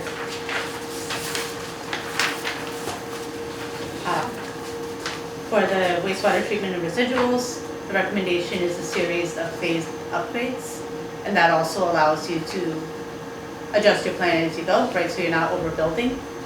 And then to conduct the market assessment as you get closer to your residuals disposal, design and construction.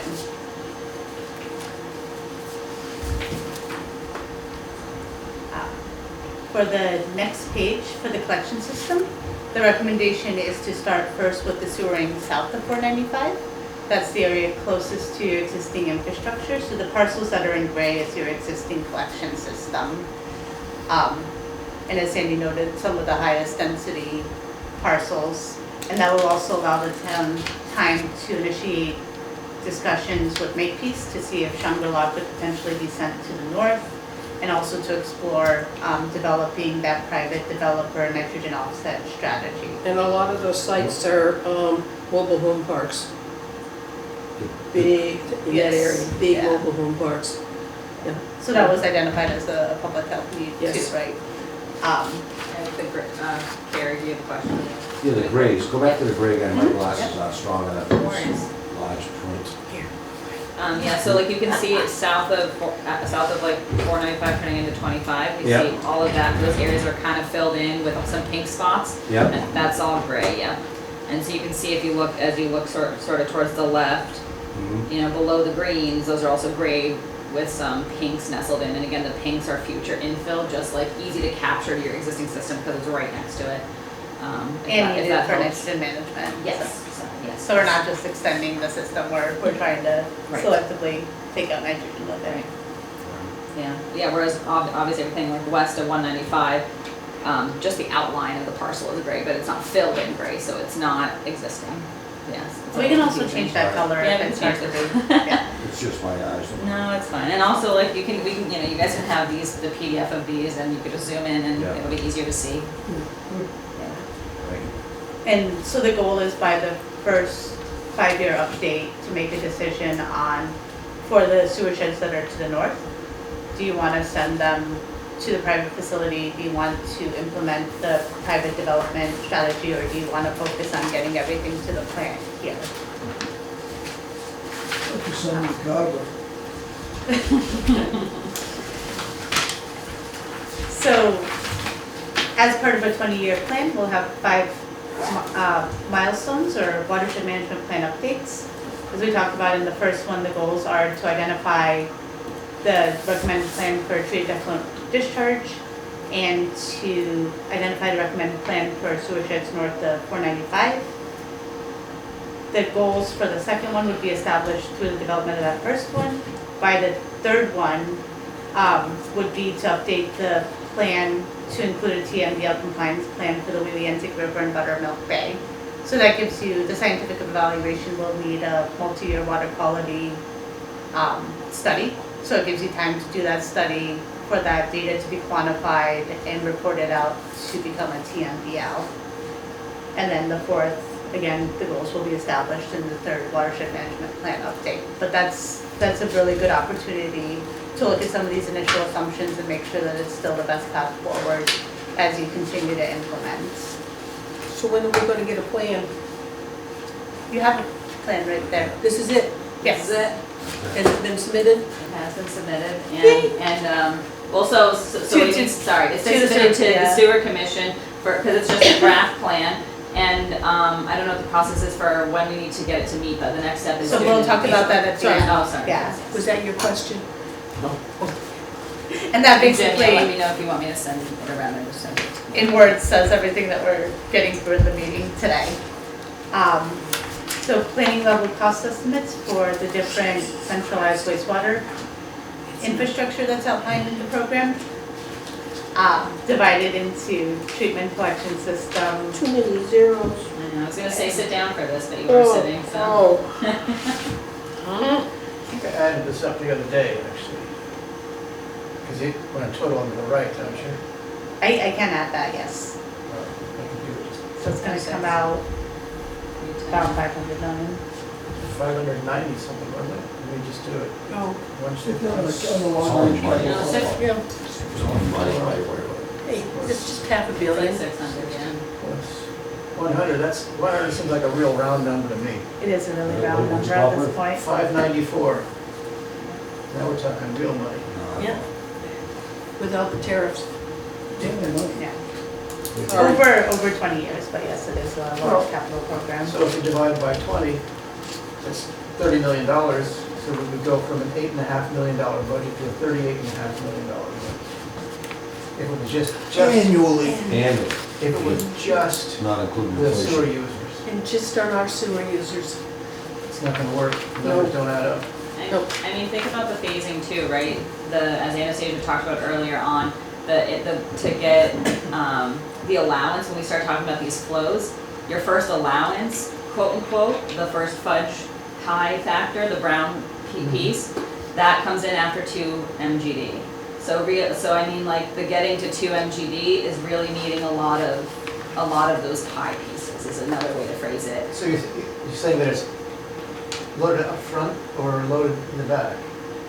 We're saying that the needs and the changes are upfront because they're more identified, right? The environmental and the health needs are identified, they're actually quantified, but we have to have allowances in here, as Anastasia mentioned, whether it's because we know Buttermilk Bay will have, and will have eventually a maximum amount that you'll have to address. But again, that's an allowance in the future. We don't know, you don't know exactly what that'll be. So if you think of it in incremental steps, I always like to say, like, think about it to the 2 MGD first. Because that takes into account, I mean, all of the tangible things, not the 2 pieces of colored pie, the brown and the moldy brown. Direct quote. Well, even if you go to 2, that's Yes, 33, understood. 33.5 million. So that's gotta be done before the 20 years, so you don't even amortize by 20 years, it has to be done up front, right? Sure. So that's more like a 5-year thing or whatever. Yeah, but what expansion would have to occur in Wareham to make us to 2 million? You have to have a license first, I'm sure, before you can expand to I get. know, to but it. somewhere down the line, if we're focusing on doing that type of outflow, what has to happen for the town to grow to Right. accommodate that flow? So it's the additional sewering Okay, that's so needed to meet your As your public opposed to health and your nitrogen management. 10 more Yeah. 40Bs all over the place. No, Okay. yeah, so there is a portion for growth, but a lot of it is existing Okay. growth that needs to come out. Take care of what we got. Yeah, that, Yeah. that category A in green in the map, right, that's what we're talking about. Category, Yes, yes, The yeah, brown and the green. yeah. And if you refer to, in your executive summary, table ES2, that lists out the flows. We talked through the pie chart, but that table lists out those average flows. So you can see how you get to the 2 MGD and how much portion, as we're talking about, is actually the population growth compared to environmental needs, health needs, future infill type thing. I'm not saying it's not insignificant, I just think it's nice to help associate what volume of flow is equal to this cost, right? Okay, sorry to distract us. And so the very last portion of this is. Sorry, what is Yeah, sorry. WWTF? The wastewater treatment facility. So same thing, it's a WPCF here, and we can make that consistent, different entities call themselves different things. Let's put a good name for the Or I could just say wastewater treatment plants and make it really simple. Because Yeah. WTF might be applied to other parts of this. It deserves 2 W's. What? Yeah. Well, and that's for the private one, so they may call it a WWR, they may call it a WRF, who knows what they'll call it, but that isn't for the WPCN. Yeah, so this is basically breaking down the first 5 years, done by fiscal year so that it matches up with the town meeting calendar. So in this fiscal year, the recommendation is to initiate negotiations with River Run to see if they can treat a portion of the municipal flows, explore developing a nitrogen control strategy, work on implementing a stormwater best management practices program and fertilizer bylaw, to continue with the rehabilitation program, which is an annual recommendation, so that's gonna come every year, that's that $3 million a year. And then to evaluate the feasibility of increased permitted discharge at the facility here, which is that's the grant that's been won for the hydrodynamic model. Going on to the next fiscal year, it's to, so once the model is developed, the next step is to conduct an anti-degradation evaluation. So again, that's the sampling and the modeling to demonstrate that you can meet the water quality standards. Evaluate relocation options, whether it's in the river or at the ocean outfall. And continue evaluation of land-based to make sure that there isn't a more cost-effective option. To complete design of the cranberry bog restoration programs, and basically that's a decision-making point, right? The town either needs to proceed or we need to find another nitrogen management strategy to take the place of those projects and continue the rehabilitation program. Fiscal year 28. The recommendations are to relook at the biosolids analysis, to select the recommended process for solids handling, to construct the cranberry bog restoration if the town does decide to proceed, and to start designing the infills and the small sewer extensions. And a decision will need to be made on whether that's municipally funded or whether that's privately funded as people tie into the system. And then continue the rehabilitation of existing collection system infrastructure.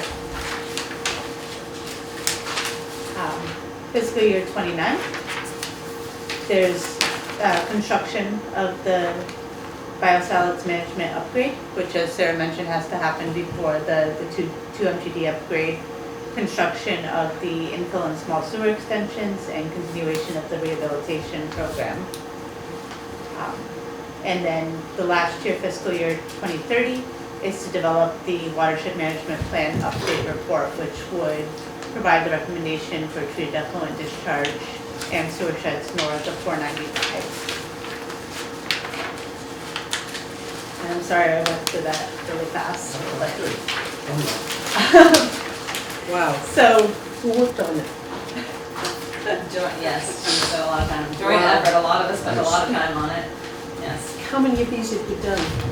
plans? Yeah, this type of, CWP, Yeah. A number. a number? Yeah. So, over a dozen. So, so you've had a foundation to work on. so this town funding has been set aside for this For the financial model. financial Yeah, model? so And I that- think that's the big question right there, right? I mean, it's things we have to do, but how are we gonna do them? Yes, Correct. and that is a very important capital plan, yeah, how do you finance? Yeah, Peter's gonna get the answers to that. Yep. So Another big sale. Perfect, easy. I don't think there's gonna be any large federal infrastructure money coming in, at least for the next 4 years. Not to Massachusetts. Say there's a lot of uncertainty in funding, yes. Massachusetts has one of the highest indebtedness of any state in the union. I don't, $25,000 per resident if you include pension. Well run. So I don't think the state's gonna be. Exactly. So the town of Wareham has recently sent a letter to the governor's office and the Massachusetts General Court, or whatever that's called, asking for $500 million to be set aside for dealing with wastewater, nitrogen issues and so on. But, Plymouth County hasn't done anything like that. And I don't know if that's gonna, I don't know what this is all political stuff. Yeah. But there are a number of Cape Downs have done the same thing. They're setting water infrastructure funds, right, that's collecting money that will be used to help pay for some of these capital programs. So there are funding mechanisms that can be explored and set in place as we prepare for some of these capital expenditures. Yeah. And so as we noted, this is money that has been appropriated, it just hasn't been used yet, so the town can initiate it, and we can provide the recommendations of people we've used for these types of financial models before. The other big thing, so we've submitted the draft to Jim.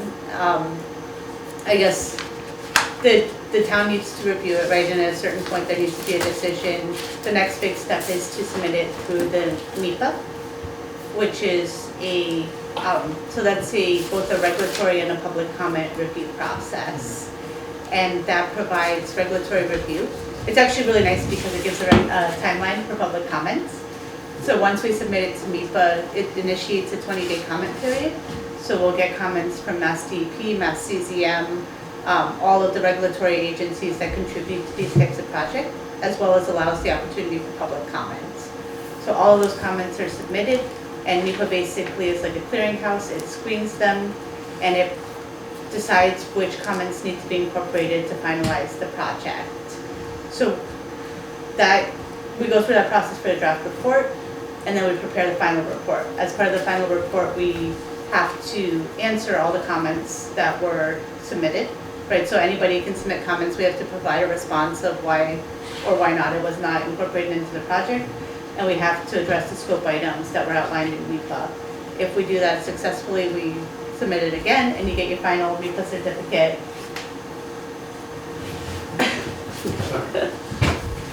Stockbroker. Yeah. Yeah.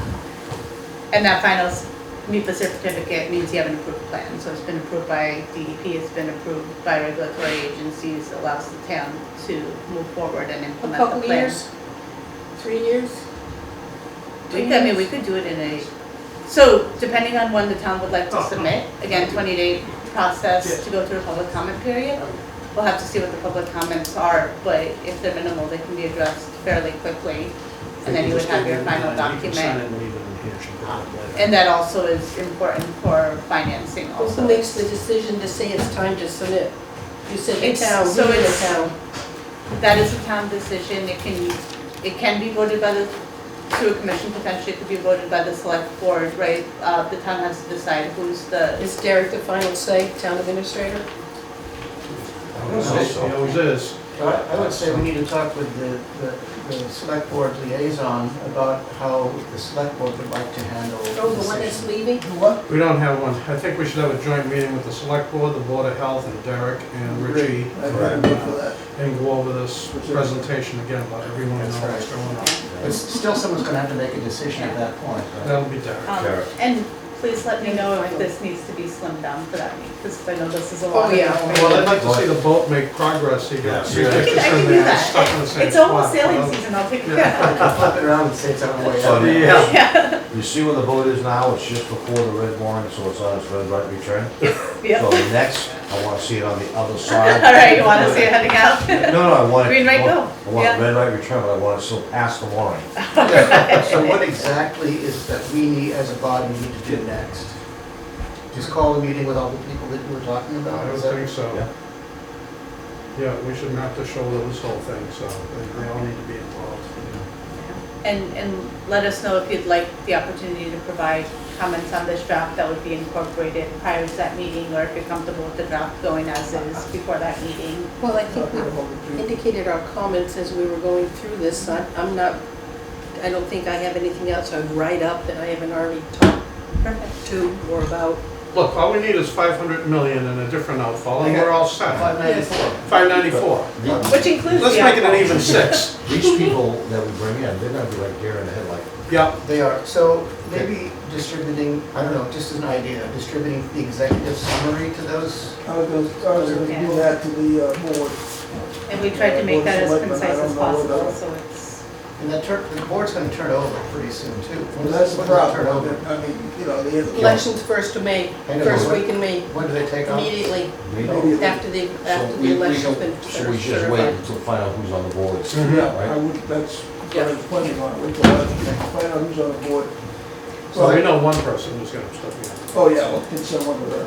Well, the chair should get, yeah, the chair of I'll the send select one board to should her. get I'll Chair of an the executive chairs. summary. And one to Chair, Derek. cheers. Yeah, so And Derek, ask Judy and musical Derek. chairs.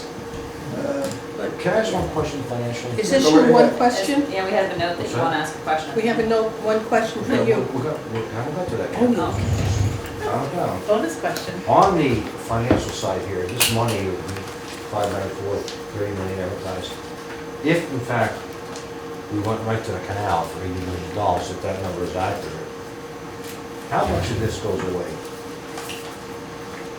I think So it's a lot you less than would- that. You would be able to reduce some of the sewering, because some of the sewering is done to offset what's coming to the Wareham River I can look at that. And the water. I haven't Do you know quantified what that I'm yet. but I saying? can- Yeah, yeah, no, no, I don't come from the absolutely. old world, I come Yeah, from yeah. the finance world. That if I'm putting that X Yeah. amount now, if I put out X amount a little bit earlier, Yeah, start something going, how much is X amount going? yeah. And the recharge Because stuff. ideally, we're getting rid of the least cost-effective places to see where. And the recharge stuff goes away, Yes. at least south of 495, or south of 495. Yeah. Yeah, and you're absolutely Oh, right, there will be yeah. a reduction in sewering. I can quantify that. After being on that capital planning meeting yesterday, just understanding a few things and seeing how this works, I think we really need to know that. And, It's for a amazing. second, Sure. All I'm right, making a huge, Sarah, who's doing Yarmouth? Who's doing the Yarmouth project? Do you know? I don't know. you, Jen? I know you guys are doing Dennis, right? Right. They're going crazy in Yarmouth. They're Oh, like Me and- proceeding, Yeah, yeah. yeah, that's yeah, not- yeah, yeah. That's Do you have any? oh yeah, can I, speak to just something on the treatment plant side of construction, or? Just wanted to, and I just to quote my notes, but, we just wanted to, notify the sewer commission, and I know a few of you are also on the, Conservation Commission board. We'll be looking to submit an NOI to the Conservation Commission. The contractor has some stockpiled materials, and has widened the road, which is great because that road around the EQ basins was too narrow to travel prior. And so they've widened it and stockpiled some materials. So in accordance with, so we had them survey that area. And there is some overlap with some buffer zones, which requires an NOI to be submitted. So we will be submitting that just to give everyone a heads up that there'll be an NOI coming to the Conservation Commission with regards to the current construction project. And your number is 200 feet, right, not 100 feet? For the riverfront buffer? Mm-hmm. Yes, yes, yes. Did you follow up with the planning board with that issue? Storm drains for the Vehicle storage? vehicle storage? Yeah. Yes, so I'll update that, thank you, that's another good update. So we did make some, so the vehicle storage building, as you all may know, was in the bid plans, going to be outside the main entrance. And in construction, we relocated it inside here. Now you don't have to do any tree clearing, all that good stuff. But that, of course, had to go before the planning board because they're the entity that oversees the stormwater permit for this site. So, and they approved it as a minor modification. So, that was great. Yep, yep. Why didn't you ask for the conservation, ask you for an amended order of conditions, as So, opposed to a full NOI?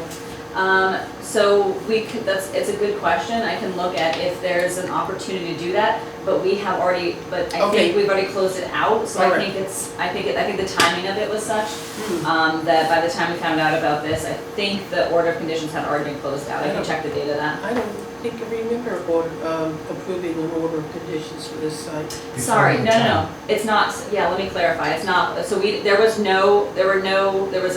request for determination of applicability for the stormwater for this construction project, and we had a negative determination. So there was nothing required for the site. However, from a previous project, the EQ basin project Yes. from years Yep, ago, yep. there was an open NOI that we closed.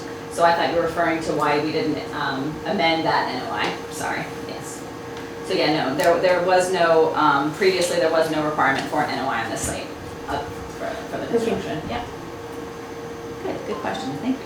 All right, that's all, sorry, thank you. Jimmy, may I ask you a favor? Sure. Can you take the issue of the users that have on hold now have water, can we put that to our next meeting? Yes, that's what I was just gonna do. I that. can't handle it right now. I was gonna do that. From the end of the bylaw I will. discussion. No, Yeah, the let's do it bylaw. right now. Going there, yes. I have no mind left, as if I had a mind That's to begin okay. with. There'll be less questions and we'll get it right through. Yeah. I love you too. All right. I feel like I'm back away. Anything got anticipated? Nope, okay. Motion for Sandy, wake up. Wait, I need a time. 333. 3:33. I make a motion, we adjourn at 3:33. Seconded. All in favor? Aye. Aye. Aye, aye, aye. next May 8th is here. And Kelly, for your notes, May, The next just workshop indicate we had a will be discussion. I'll see if I can make it. Well, the next